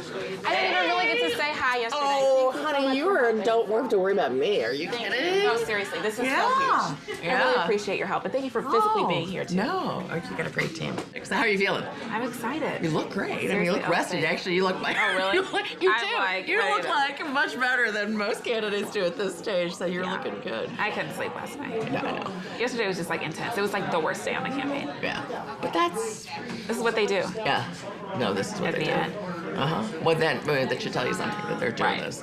Right. I mean, that's really what this is about. So Yeah. you know. Yeah. They're scared because you're doing something here. Yeah.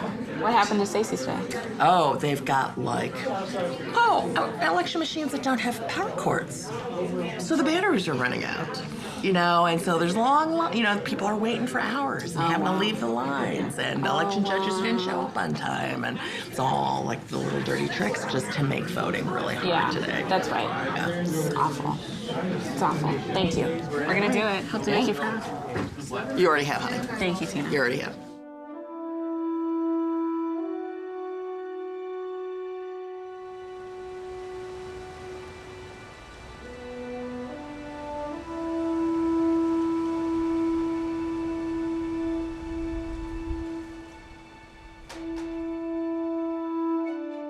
Voting is still underway tonight in most of these United States in the much-awaited midterm elections. But soon enough, results will begin to come in as the nation has its say about these candidates and about the past 2 years and looks ahead. Each time we see more women running for office, it expands the idea of who a political candidate can be. I don't want anyone to elect me because I'm a woman, but we need to elect me because I'm better. Democrats think they have a shot to win the House. Polls suggest they might. But none of that, of course, as we pollsters stress, is certain. Tarrant County, really, this entire district is staunchly Republican. Well, I'm going to argue about that. The Tarrant County part of this district, Hillary won it by 3,000 votes. Our projections showed us to be pretty much where we are tonight. So we're just waiting now for Election Day results, which we expect to be heavily Democratic. I feel like Texas and people all over the country, states all over the country, we are stepping forward in ways that say, no, I'm not going to accept this as the status quo. I think that many of those House seats are going to be flipped, and they're going to be flipped by women. I'm feeling hopeful. In the last presidential election, so many of our young people simply felt disconnected. Enraged or engaged, we are seeing the youth in this country get in the game, and that is democracy working. The record number of people voting, that is good news. Among the many numbers I've read today, the most startling to me was that 65% of the American people think the country's headed in the wrong direction. They just don't think the country is functioning. People are challenging the structure of government and its relevance to their lives itself. There's another option to look at. A better option. Yes. One that works in favor of us, the people, not just the upper crust, rich ones. Just regular old people, just regular hard-working folks. Hard-working, that's it. Exactly. A lot has been said about the fact that, you know, there are very few black people who are here, and there are a lot of Caucasians here. But that's not the only way we define commonality. And Lauren is just like everyone in that room. And we believe we're gonna have a good outcome tonight.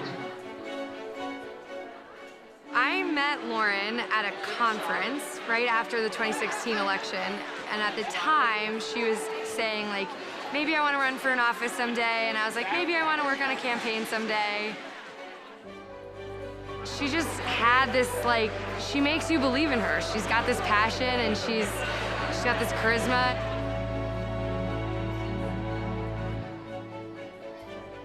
For a really long time, it was just her and I figuring it out. And she had never run for office before, and I had never worked on a campaign before.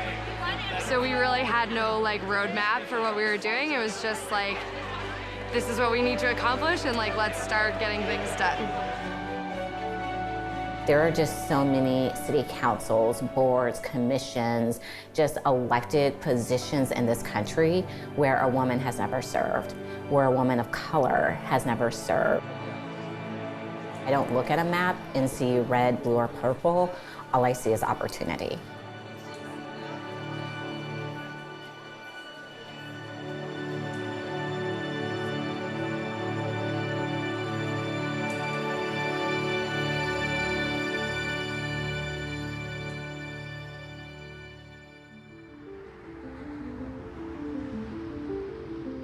Similar election that we had recently, we had a 27% voter turnout. As of about 5 p.m. today, we had an over 50% voter turnout.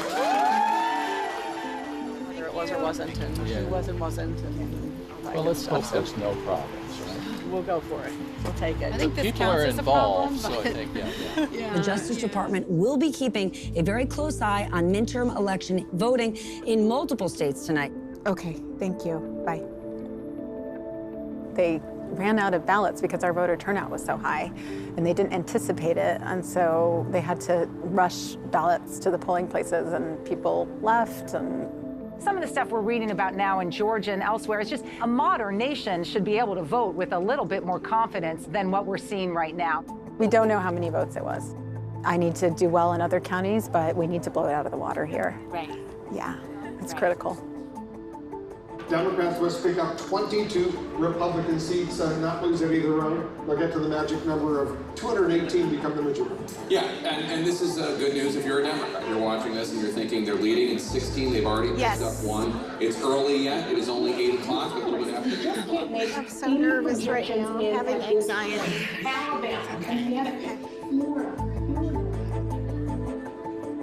Did you hear that Beto's first numbers were awesome? They were only from Dallas, but they're awesome. We must have our numbers soon. 60%. Tell us how you're feeling. Well, it's very exciting. We have been working the polls all day today, and we saw the tremendous turnout in Democratic areas. I need some results. I need to know what's happening. It's really hard to talk because I don't think I'm up. Number two, if he is, what does that do? The reason I was just about to talk about I need a 66%, calculation. 34%, right? I need a That's big calculation. deal. 52 this used to be reliably Republican into country. 98. Once you got outside the city, in the suburbs, they are changing. And so that's one of the things you're watching. That's what we need in Tarrant, and we're already there in early voting. That's good. Here. But there are also yeah, that's House what I'm districts. looking at.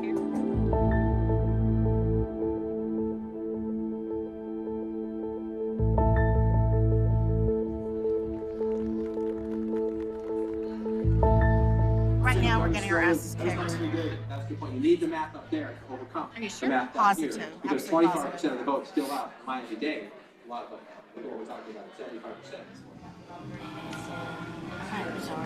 It's narrowing. It's always hot. It's narrowing, but not much. Okay. New York Times saw the problem. No, but that's too big of a gap. I think I should probably go make a concession speech pretty soon. Just feel like it's time to. Yeah, or at like 8 points back, we're not gonna make that up.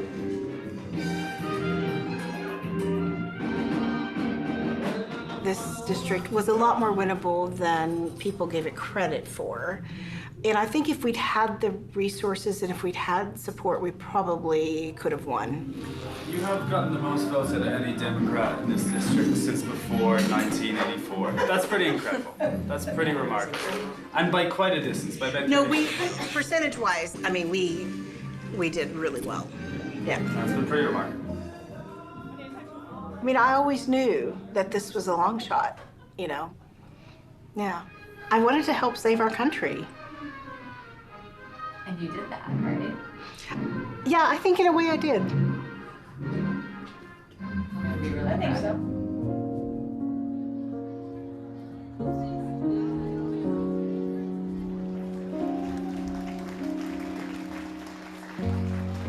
And I'd like to welcome a friend, a deep inspiration, and someone that I am proud to have known this entire time. Liz Watson, thank you so much for everything that you have done, the capacity that you have built, and this party that is much stronger for your presence in this race. Liz Watson! Thank you so much.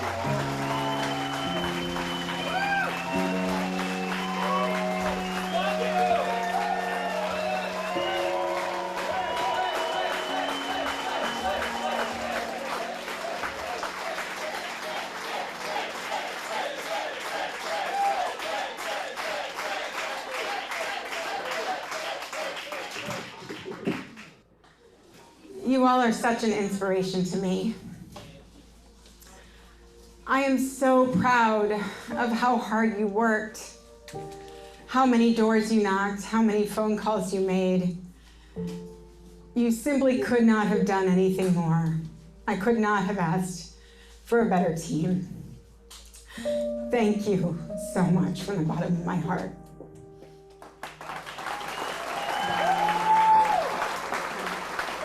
Our country is facing a lot of challenges right now, and maybe the biggest one of all is that the people who are in charge, the people who call the shots, are doing every single thing they can to divide us from each other and to make us fear each other. We see opportunistic politicians demonizing immigrants, demonizing people in the LGBTQ community, demonizing people so that they vote based on fear instead of love.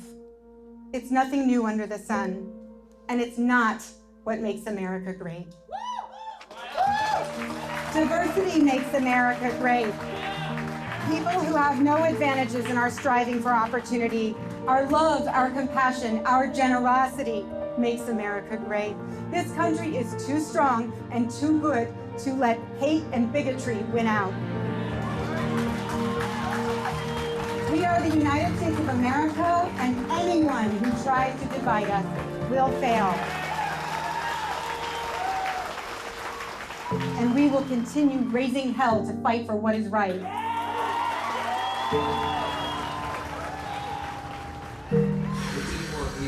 We're up like 2K in Kane County. We're down only 1K in McHenry. How much of the vote is in? So they are very well underway. And you know, the thing Oh shit, Catherine says Politico called us. What? What? Text Lauren. Politico called us. Get her in here. Oh, and Jem's taking control of the House. Politico called it for her. New York Times has 93% of precincts reporting. Lauren Underwood, 51.6%. Randy Holcomb, 48.4%. We gotta go. Where is she? She came upstairs? Oh my God. She said she came upstairs. Oh my God. Did they really call it? They really called it. Are you serious? You are the next congresswoman. Stop. For real? For real. Oh my God. I can't believe it. I can't believe it. Oh my God. Is this for real? Your plates For here. real. I have Randy Holcom's cell phone number.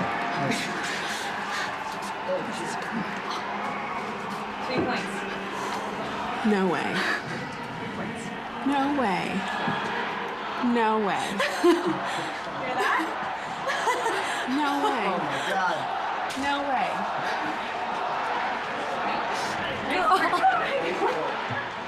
We did it. I'm so proud of you. We always said we could. Thank you so much. Oh my God. We did it.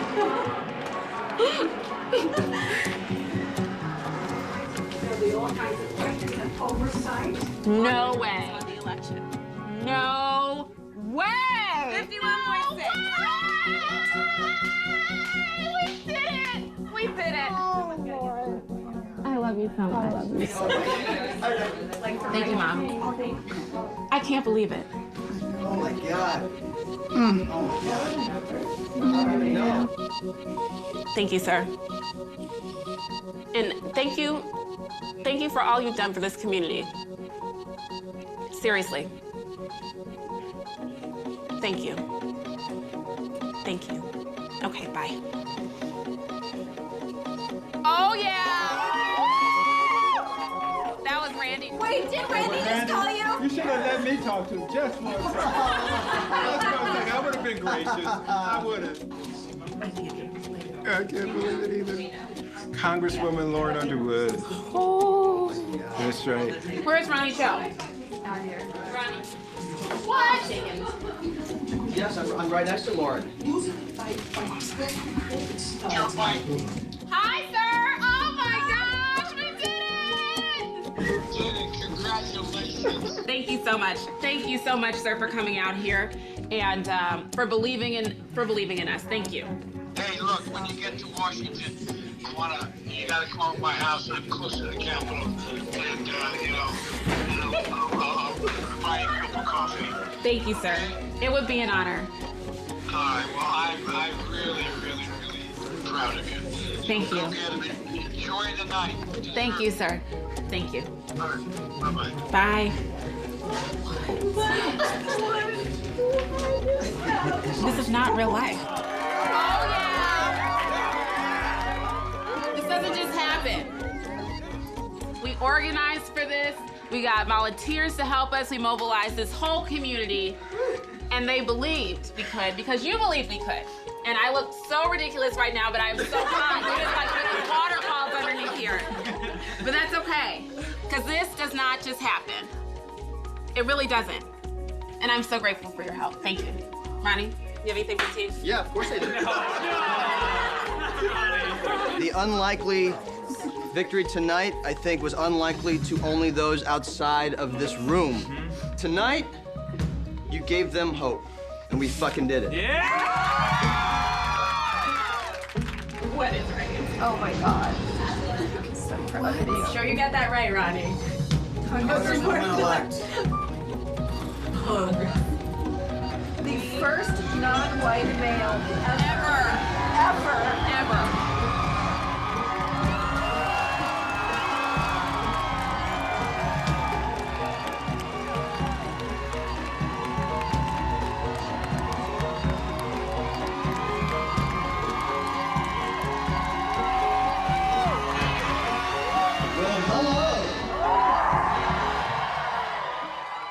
I want you to help me for the very first time. Welcome to the stage, the next Congresswoman-elect.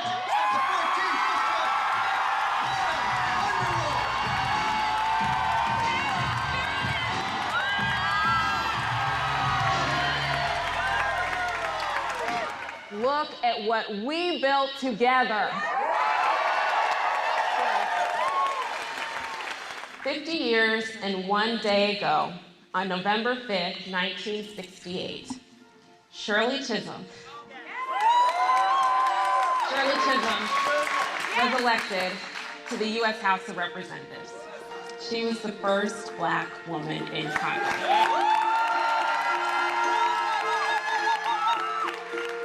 Tonight, November 6th, 2018, I stand before you as this community's first Congresswoman-elect. If that's not standing on the shoulders of giants, I don't know what is. Together, on this night, we made history.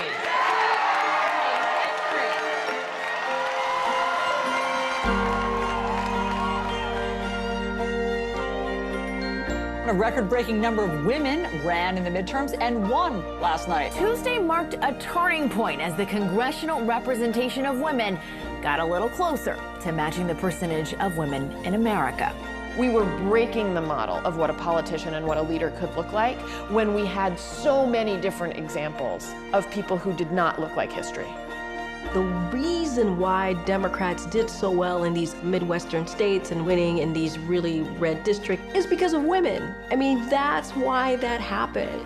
The time for people to not be heard and not be seen and not be listened to or represented well changes now. But it's not just the story of the women who ran, it's the story of the women who got behind candidates up and down the ballot in every state across the country.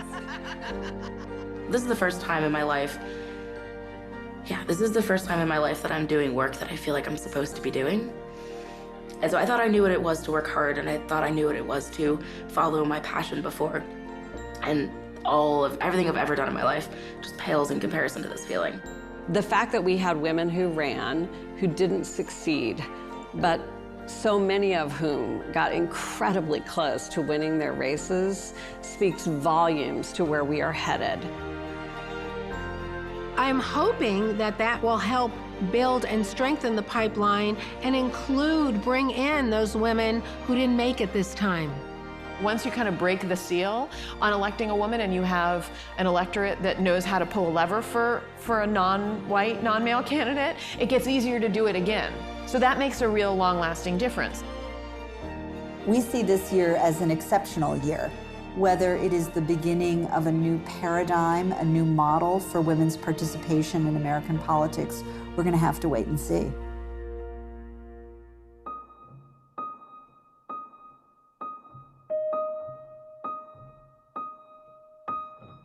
I get this question a lot about, is this a movement or is it a moment?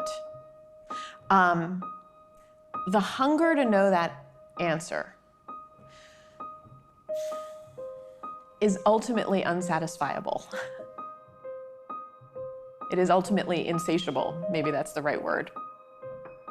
Because when we're in something, when those of us who want it to be a movement, when those of us who are invested in seeing long-term change are putting energy, thought, fear into this work, we want to know that our efforts can lead to change. But we are the ones who fundamentally are responsible for the answer.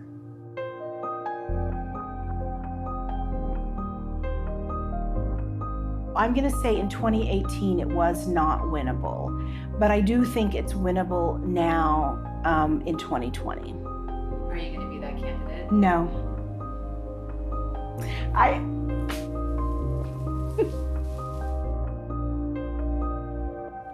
I'm not that candidate.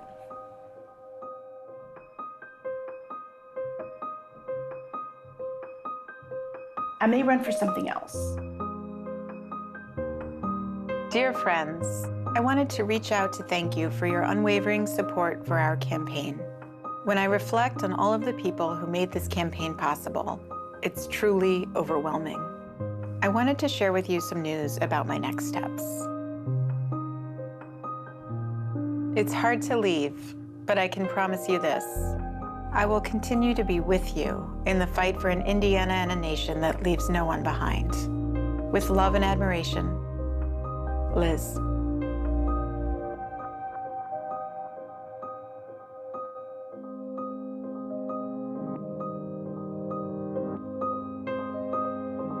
There are a lot of lawyers in this room, and I'm not a lawyer, I'm a nurse. Madam Secretary, I want to be very clear about what the family separation policy is doing to children's mental and physical health. Were you aware that the trauma of family separation is connected to something called toxic stress? I'm not familiar with that term, no. Okay, were you aware that toxic stress can actually change a child's brain because it's still developing? There's so much to do within this very fixed amount of time. So it's just how much capacity do you have? How effective can you be?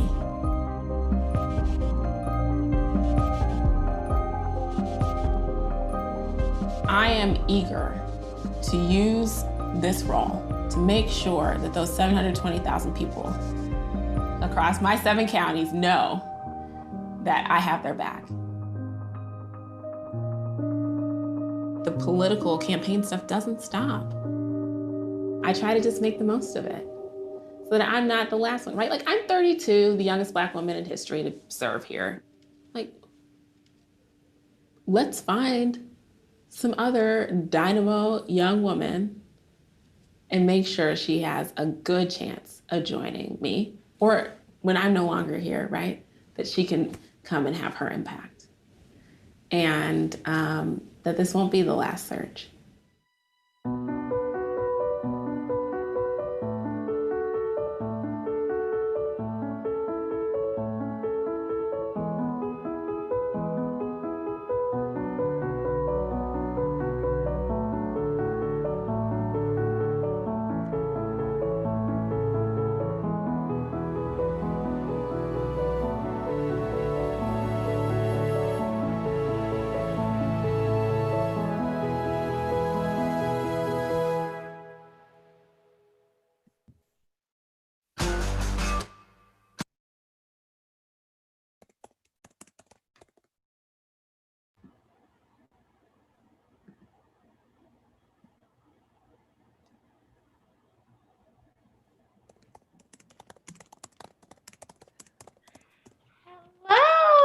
Hi.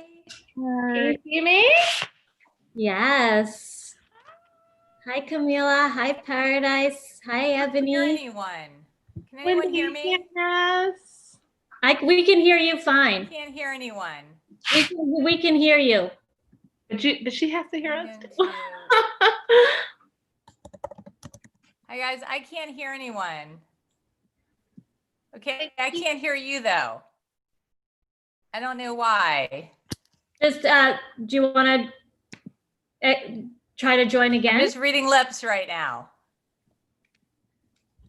This is very strange. I don't know why I can't hear anyone. My sound's on. Okay, leave. Oh, there we go. Oh, you can hear us now? I can hear you now. Yay! Yay!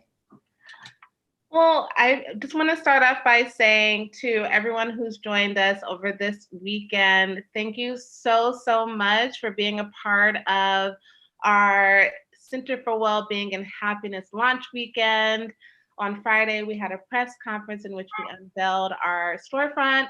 And on Saturday, which was World Mental Health Day, we had an incredible series of wellness and mindfulness programming. And today, on International Day of the Girl, I'm so excited for the way we were being able to wrap up this day with this incredible film by Wendy Sachs and Hannah Rosenzweig, Surge, which I'm sure I watched it already and I watched it again, and I am just like, I'm obsessed, and I cried a million times in that film.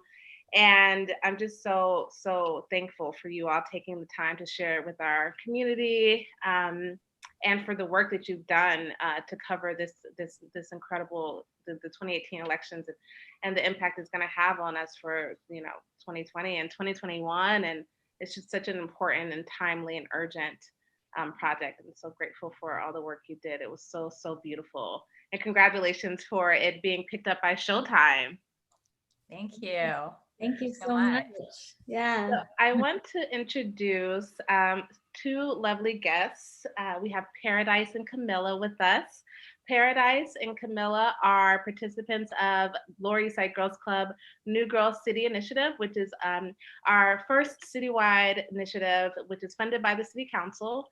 It's a civics, education, and training initiative that basically thinks about the symbiotic relationship between policy and social justice.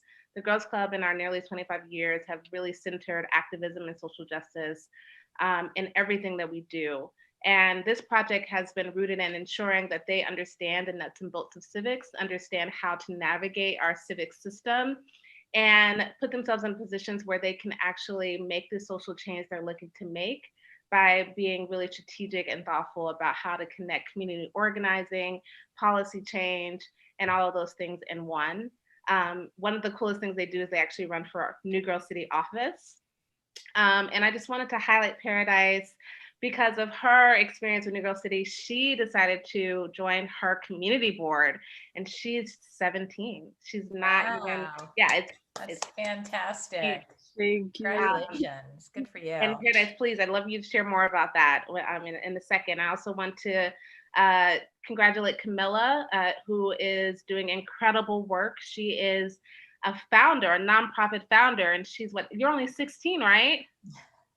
A nonprofit founder at 16. I just have to stop there. But and she can tell you more about her nonprofit, La Lune, but they go and they provide menstrual products to women and girls who don't have access to those products. And then she can share much more about that. But I'm just so happy for them to be with us to discuss this film with you all.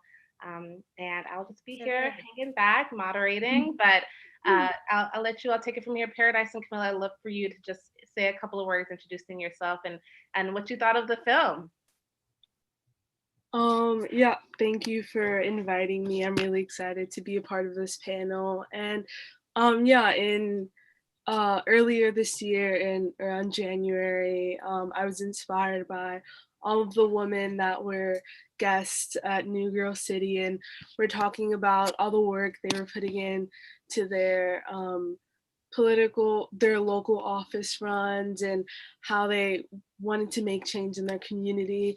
And I remembered that I also wanted to make change in my community. And one of the ways I could start doing that was by joining my community board. And I remember looking up NYC community boards and seeing that there weren't a lot of people under 25, like citywide. And I don't think there was there's no one on my board that's under 25 currently. So I'm representing like the youth right now.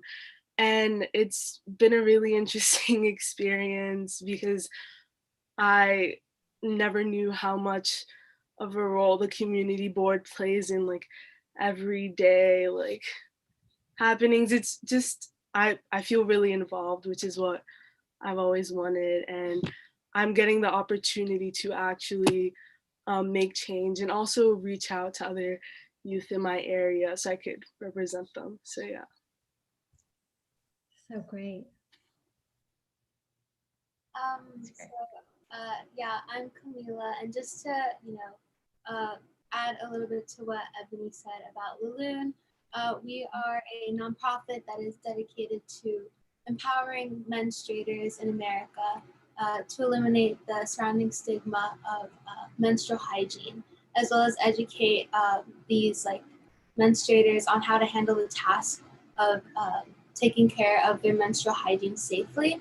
And we do this by creating personalized care packages that contain products like pads, tampons, soap, underwear, as well as flyers and educational brochures that go over FAQs on how to take care of your period properly. So they are educational brochures go over topics that aren't necessarily discussed in depth, like what exactly is a period and why does it sometimes come late. We also include instructions on how to insert tampons, as well as safety guidelines on tampon usages.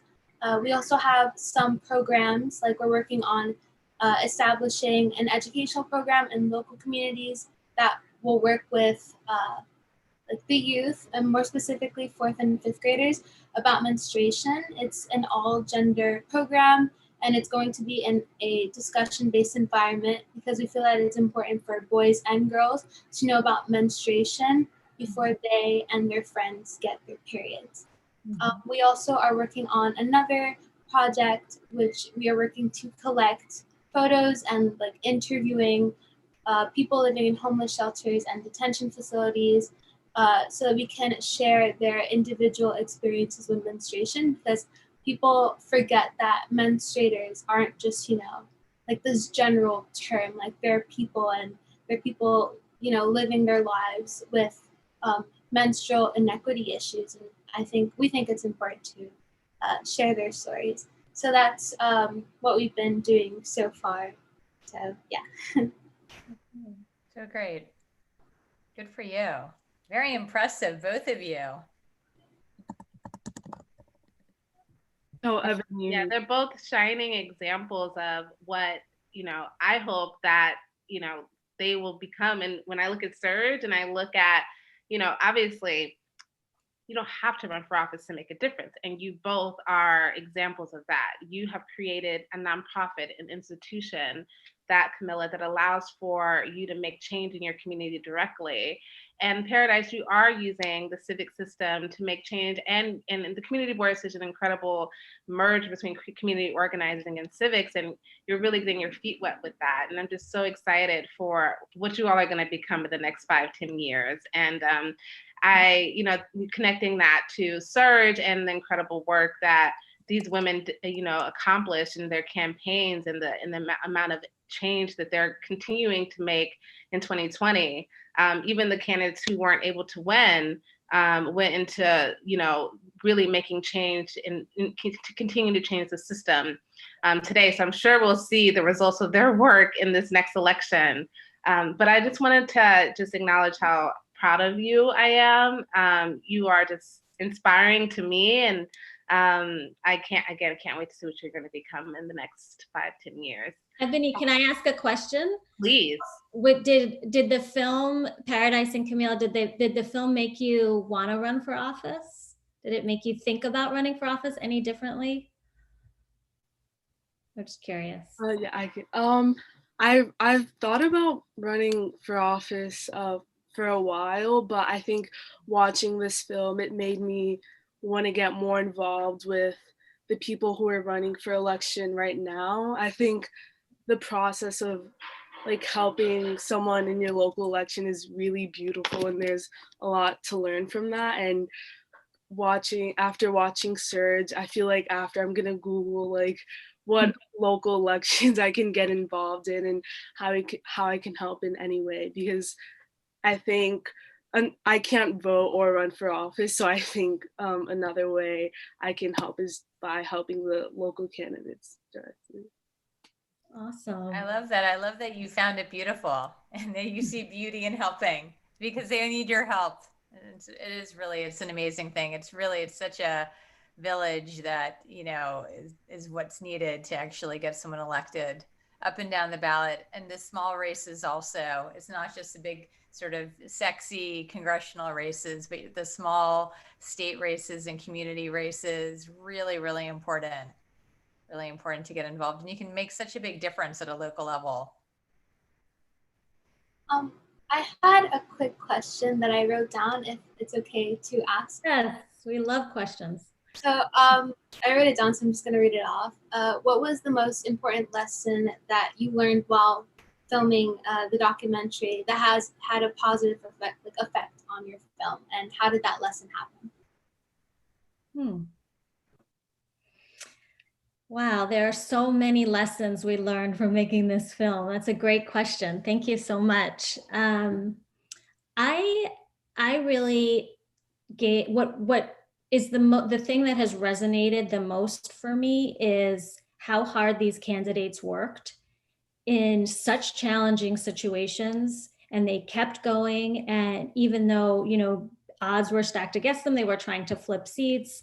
And in two cases, they didn't win, but yet as Ebony said, they've continued on to do incredible work in the last 2 years since running. And then of course, Lauren Underwood, who did win. It's given me this whole new kind of perspective on what failure is, that even though you win and you lose doesn't mean that you haven't also done an incredibly amazing thing in your community. I mean, as we saw, Jana, and we don't see so much with Liz, but we can share that, her race was incredibly valuable for her district, and people are still engaged. Her deputy campaign manager ran just a few months after the election in 2018 and won in a local office, and she was inspired because of working for Liz.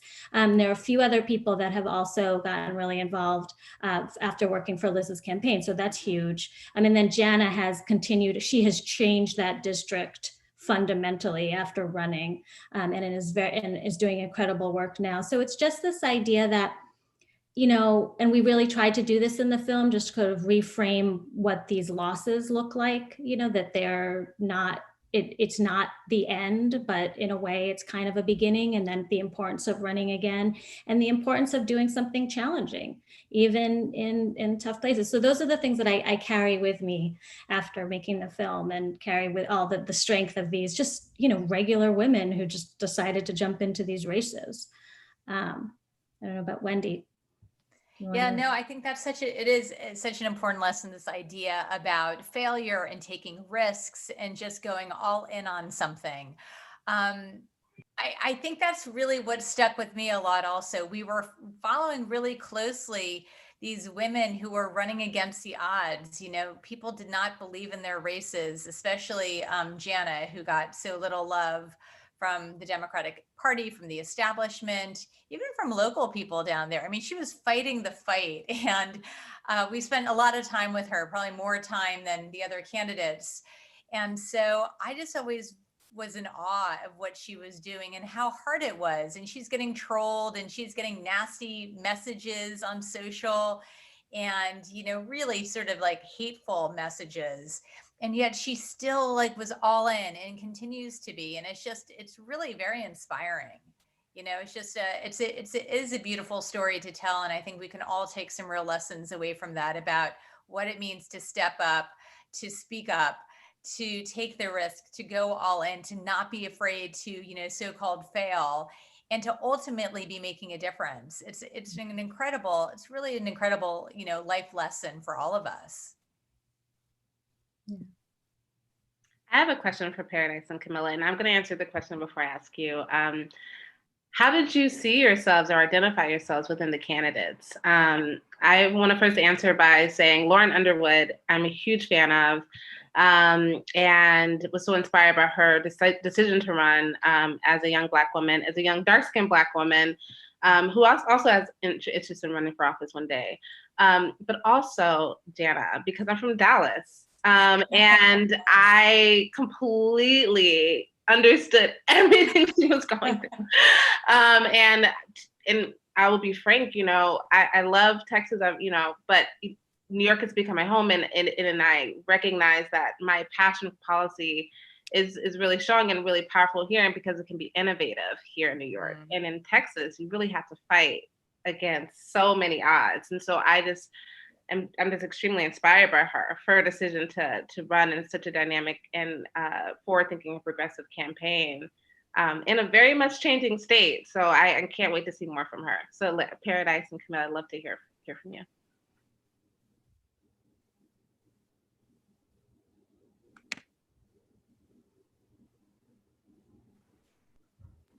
I'm not sure how to respond yet. I have to like think. Yeah, I can go. First, I'm shocked. I've never heard of Lauren Underwood before watching Surge because she's amazing. I think something that resonated with me about Lauren is, like we've been saying, like her perseverance. Like I think, well, with all of these candidates, like the odds were not at all in their favor, and they acknowledged that many times, and they still had a really positive attitude. And like in the movie, like they also recognize that, like, even if they didn't win, there's still so much change and so much to be learned from that entire race. And I can't like sit here and say that running for a community board was hard because I didn't have to knock on doors or anything, but I kind of had to like accept all of the responsibilities that I was gonna have as a community board member. And I also saw that in Lauren and Jana and Liz, and I just really appreciated seeing that in someone else. Ebony, I really love that question because to me that says so much about the film, that you were able to connect to these different women. And yeah, I mean, it's amazing that, you know, Lauren Underwood is obvious for a young Black woman to connect with, who is, you know, political and interested in helping and save our democracy, but that you could also connect to a 50-something Hispanic woman in Texas is like really interesting too. And of course you have the Dallas connection. And Liz as well. I mean, her progressive values and her longstanding, you know, work is really admirable, and her authenticity. Yeah, and I think that's what Hannah and I found in all three of these women who have these different life stories. You can sort of connect in all of these different levels. I mean, I think guys are also connecting. They're really loving the film too. It's not just for the ladies. There's so many takeaways, and people feel like Jenna was robbed, and they get really angry when they see what happened to her and don't really understand. And my husband in particular is still like, I can't believe that happened to Jenna, you know? And so he gets really angry. But yeah, I think that there are all these, you know, in Lauren, you know, I see just, yeah, I was very political at a very young age, but didn't run for office. I did run for school board a few years ago, did not win. Run again. I might run for something else. But yeah, and then Liz, of course, you know, she's a mom, and you know, I have children, Hannah has children, so that sort of mom relatability. My sister, who's got really young kids, she cries when she sees Liz's story because that really resonates. And Jana, you know, for us, we were also creating a film in this like really wild time. We have the pandemic. We were up against a whole other, you know, bunch of other films that are very similar to ours. And we were all sort of fighting to get into film festivals and get acquired by a network. And we were fighting the fight. So in many ways, we felt like our film was on a parallel path to Jana's campaign. You know, we were sort of all in this like uphill battle, like we were in creating art to try to save democracy. Of course, she's running for office to save democracy. So we saw all these parallels with ourselves and with the film also. But I think that it's really great to just hear from you ladies about, you know, how you identify, because there is something, you know, that resonates. And sometimes it can be hard to look at an older white woman and, you know, see yourself in her, right? But because I think the stories are so profound and you can see the injustices, that, you know, there's hopefully a takeaway for everyone. Absolutely. Camilla, did you have time to think about your response?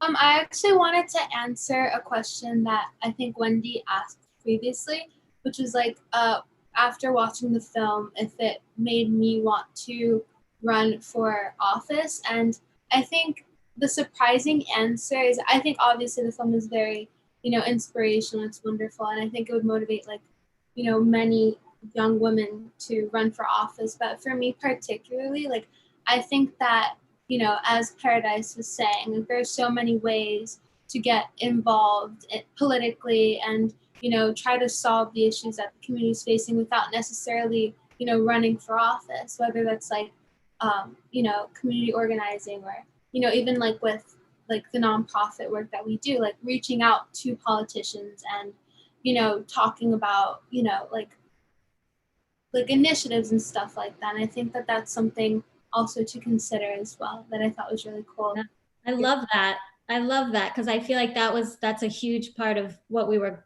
going for too, and especially in the end where we talk about the women who got behind the women running. And we chose to focus in starting in 2017 on all the surge of women running for office, but 2017 was also about a surge of women getting involved, getting activated, doing grassroots work all over the country, not just running for office. So that I love that because it makes me feel like that comes through in the film, that we're also capturing this moment of engagement, just like, oh no, we are not settling for this. We are going to do what we can to change. And that means so many different things. And we need all of that work.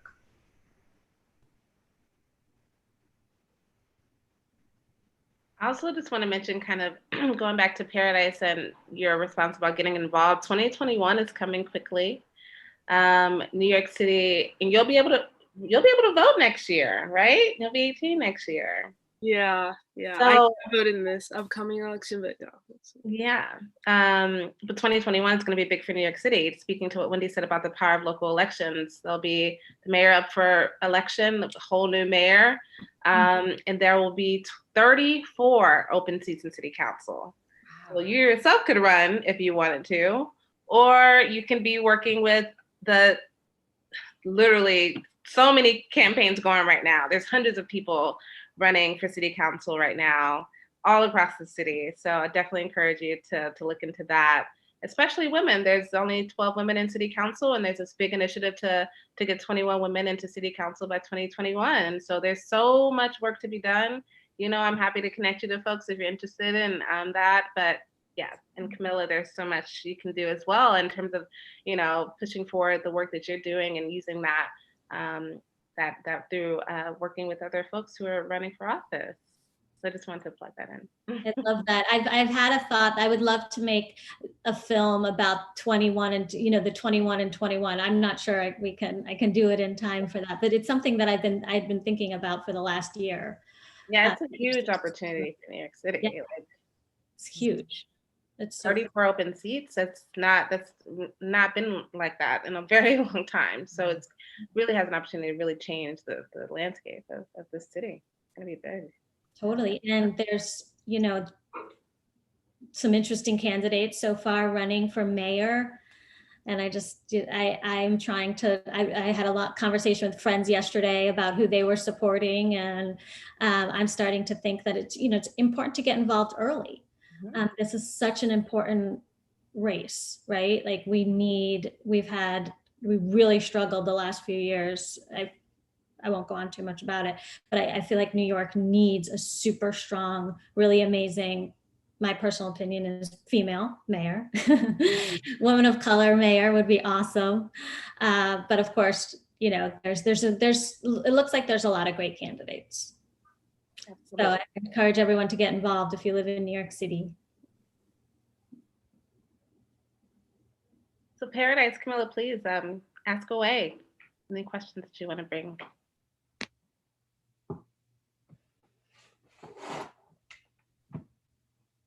Well, we kind of already touched on, one of my questions is going to be, how can a young woman or anyone who's young and that cannot vote get involved? But we talked about getting involved in local elections. But I also want to know, what is your response or your advice for young women that face attacks from media and people in their community? Like, how should women go about that?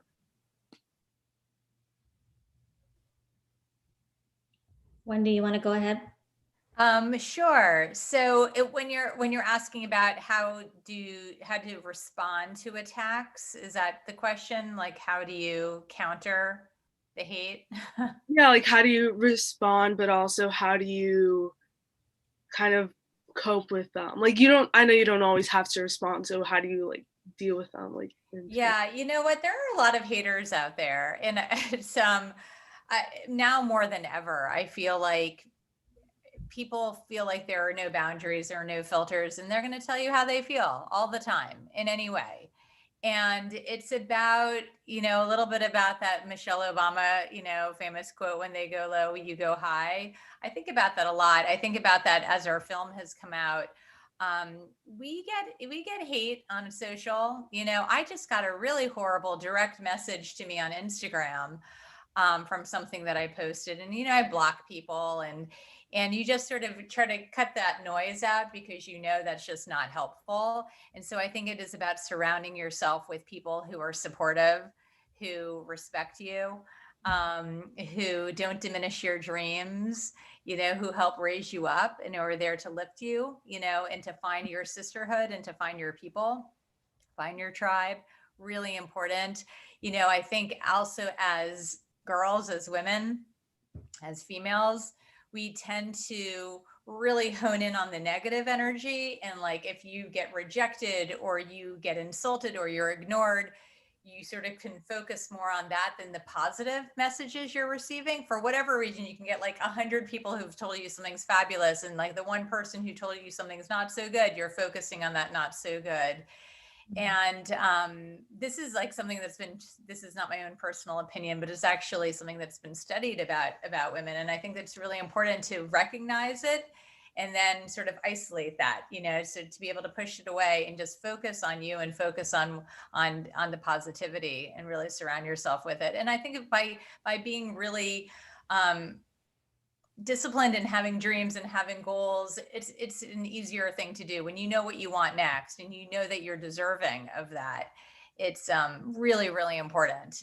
And to, again, find people who are going to support you. There's just a lot of yuck out there, you know, ignore the yuck as much as you can. Yeah, Liz talks about it in the film right before, you know, we showed that negative attack ad against her, and she had, that wasn't the only one. There was a bunch of them, and she talked about how important it is to just stay on your message. So everything that Wendy is saying, like surround yourself with supportive people and try to focus on the positive, and then just stick to your message and your goals, what's important to you. And I think that focus helps you deal with the negativity. What I also think is there's so much jealousy out there. I mean, and I really think that's ultimately what happens is people can envy you because you seem to be very ambitious and very directed, and people don't know what to do with all of that. I mean, I've had that my entire life. I mean, I still have that with friends who even now have a hard time saying congratulations on your film because where they are in their lives is a little disappointing, or they're unhappy with, you know, with what's happening with them. And so instead of being, you can't be supportive if you're not feeling good about yourself. I mean, that's generally been what I've seen. Mm-hmm. And it's hurtful, right? Because, you know, it's personal. And I think just reminding yourself that it's not you, it's something else that's happening externally that you can't control, and should just, you know, be kind to yourself and believe in yourself and support you, surround yourself with those people who are going to support you. Like the Lower East Side Girls Club. Yeah, shout out to Ebony and all the things that she's doing there. It's amazing. This is exactly how you nurture and you raise strong women. I love it. Yeah, that's fantastic. Yeah, I experienced like one of the most supportive groups ever during New Girl City when we had the mock elections. Everyone was just, even for people who wasn't their candidate, they were still like really supportive about it. Like there was one time where we were all working at different tables, and there would be people like walking around and checking in and on different candidates and making sure they were really great. And I think like when I run for office, I think I'd be like so set with a group of girls like the ones at New Girl City, because I just like the support like really helps a lot more. It makes the biggest difference. It makes all of the difference. And I love that you're finding that early in your life, a supportive network of girls, because that's the best. And, you know, rather than having girls who are bringing you down or, you know, not supporting you or not, you know, wanting to lift you up. It's so important to find your tribe. I mean, I just go back to that. So, and it sounds like you are, and I love that. And hopefully those girls are going to be, you know, with you for a really long time. Speaking of that, like I just something that really captivated me was Lauren and her campaign manager's relationship. And I'd love for you to speak more to that. I'm sure you have more background. Like they were friends before, they both like were interested in getting involved in politics, and they just kind of came together and figured it out. And that was just really inspiring when they came and she congratulated her that she had won, and they were like crying. I just was really moved by that. I don't know if you have any more context around that relationship that you'd like to share related to what you just said. Yeah, sure. Sarah, do you mean Sarah Feldman? Yes, thank you. So that they actually met, we found out after we'd already edited that scene, and they met at the United State of Women Conference. Do you guys know about the United State of Women? And they met, I think it was it 2016 or 2017, and they connected. And again, exactly how Sarah says it, she was interested in working on a campaign, and Lauren said, I'm interested in running, and they found each other there, which I think is so incredible. They didn't know each other before, but that says a lot about that experience of going to that conference and, you know, what that conference was offering at that time. And then, so Sarah and they worked together in the very early moments of the campaign and the weeks and the months where they were just trying to get the signatures. We kind of showed that in the beginning, and Lauren's mom was involved too. And then she became the primary campaign manager. And then then I think as it grew, you know, what happens with campaigns is there's often a lot of shifting around and in roles, and it's exhausting, really intense work. So it's not, you know, she was an advisor during the general campaign, you know, leading up to the actual election night, but then she wasn't the campaign manager in the last part of the campaign. So it's just, yeah, I mean, I think for her, it's so significant that they met and they bonded, and then she saw her all the way to the end, and they sort of did it together. So I think it's exactly, that story is exactly kind of how she tells it. And it's cool that we didn't know that it was the United States of Women Conference, which is all about supporting women. So that's cool. Well, we're going to wrap up our chat, but I wanted to ask one final question. What was your favorite scene of Surge, Paradise Camilla? I'd also love to hear from you, Wendy and Hannah, about what your favorite scene was.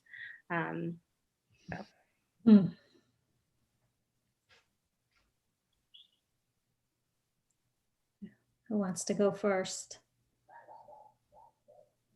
I'll go first. I was obsessed with Lauren Underwood's like response to her. Like she was like, "No, I didn't win," and then she's like, "Wait, I won," and then she had to go look at the numbers to confirm. It just says a lot about her as a person, and I just loved it. It was so authentic and raw, and just the fact that you could be there for that moment, like as if we were there. Like that for me was just extremely powerful.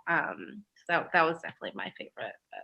And she's holding her plate of food, and I know she's just eating still. Like no, what? And she's still eating her food when she hears the other candidate when he concedes on the phone. She's still eating. Like, thank you. I think it's hilarious. It's a great scene. I had a few that like stuck with me. I like the scene where Jana was putting on her cowboy boots and it was like the Texas flag. I thought that was funny. I also liked this isn't really a scene, it was just a photo that was included, but I liked the montage towards the end where Lauren was getting confirmed and she was like sitting with AOC and all the other all-women elected, and just also the scene where Jana was talking to that young boy and she was like, if you want to see change in your community, like this is where it starts. And I thought that was really inspiring and just really uplifting. Thank you. My favorite scene was like one of the final scenes that I think Ebony said in the chat made her cry. It was like I think Lauren was talking and she was like, oh, like it's like wanting to inspire other women eventually to also like run for office, like whether or not it's like when she's there or like in the future when she's not. And I thought that was like super inspiring, you know, because it's like running for office is a very like selfless thing, you know. It's not only about like you running, but for like the future of like all like the lives that you're going to affect by being in office, you know. And I thought that was very powerful. Well, Wendy and I have spoken a lot about our favorite parts. We each have, I have a lot. But I will share one scene that I absolutely love. Is the scene where Lauren speaks at Woodstock, and she's wearing a yellow sweater, and it's a room full, she's giving a speech in front, it's a room full of older white people. And I just think that scene is so powerful, and we get to see her magic. We get to see her skill.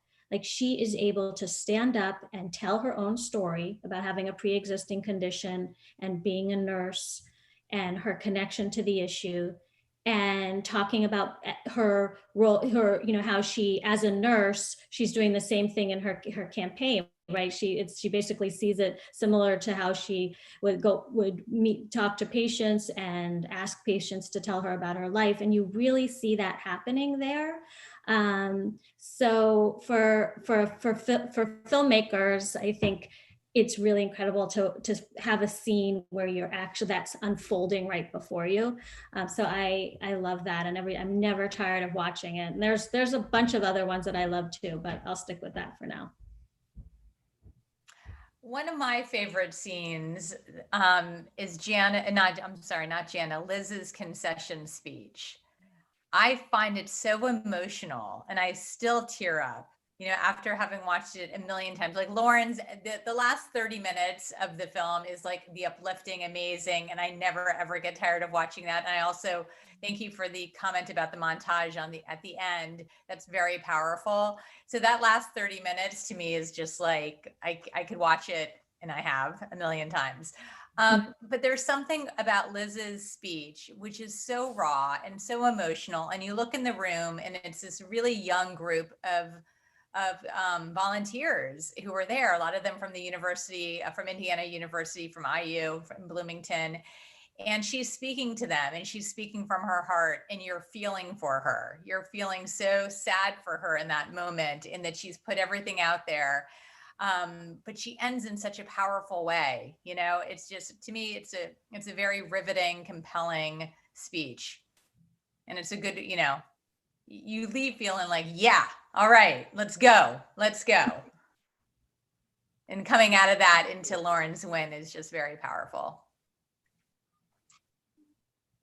Well, I can't say enough about this film. It is incredible. And Hannah, you know, I've seen you working on this for so long, and your journey with this, and I can just personally just say how in awe I am of both of you in this work, and just how thoughtful this film is, how, you know, it just flows in a way that really builds a narrative and tells a story of, you know, not giving up, you know, striving for making your community better, and really centers around the importance of women running for office because of this deep connection to making change and really flipping the system. And I'm so inspired, and so many people who were texting me like, wow, like you crying, and just, I'm just, yeah, I can't say enough about it. And I can't wait so we can share it with the New Girl City as a whole. Hopefully a lot of our girls did join, but my dream was that we could actually share this at the planetarium when the girls were running for office this summer, but the pandemic didn't allow for us to do that. So hopefully in, you know, next year when New Girl City kicks off again, we can show it again to them. And I just am, again, congratulations on the success, and I hope that it continues to get all the praise and elevation that it deserves. And Hannah, I love you, and I'm so grateful for you making this time for us to do this. And Wendy, I'm so glad to finally meet you. Paradise and Camilla, always so proud of you, and thank you for being here with us and asking such great questions and making such great comments. I'll allow Wendy and Hannah to say their last words, and then we can wrap up the chat. Yeah, I just want to say thank you so much, Ebony. Thank you for being such a so supportive of this project. I'm such a fan, and from just when we first met, we started talking about Lauren Underwood and how much we both loved her and how incredible she is. And I'm so glad I finally got to share the finished piece with you and Girls Club. And I feel like in 2021, this film will still be completely relevant with all the races happening in New York City. So I really look forward to sharing it with then at New Girl City. And it's just been a joy to talk with you, Paradise and Camila, and I hope to see you again. And please keep in touch with us, and follow us on social and our web. Here, I'll put everything in the chat before we get off. But thank you so much for taking the time on a Sunday afternoon on a holiday weekend. And I also want to say congratulations on the Center for Wellbeing and Happiness, Ebony. I back at you. I'm so proud of what you did and what the girls are doing, and I'm just also in awe. So love. Yeah, thank you, Ebony. Thank you, girls. This has been such a joy. And isn't today like the day of the girl? It is. It's actually like there's a day happening right now. So let's celebrate you both and the extraordinary everything that you're accomplishing, from your startup to what you're doing, running for office and getting involved in all. It's really extraordinary. So I feel better about our future knowing that you young ladies are at the helm. And we're so excited to have been able to share the film with you. And next time, Ebony, we're doing it in person at the planetarium. In person in the planetarium. Yes. It's a date. Thank you all so much. Follow Surge the Movie on Instagram. It's Surge the Movie. Or check out their website, surgethemovie.com, or check them out on Showtime. It's incredible. You'll be inspired. You'll want to watch it again. And thank you again, all of you, for being here. Have a great rest of your day. Happy International Day of the Girl, and have a great holiday weekend. Have a good one, y'all. Thank you so much. Bye. Bye.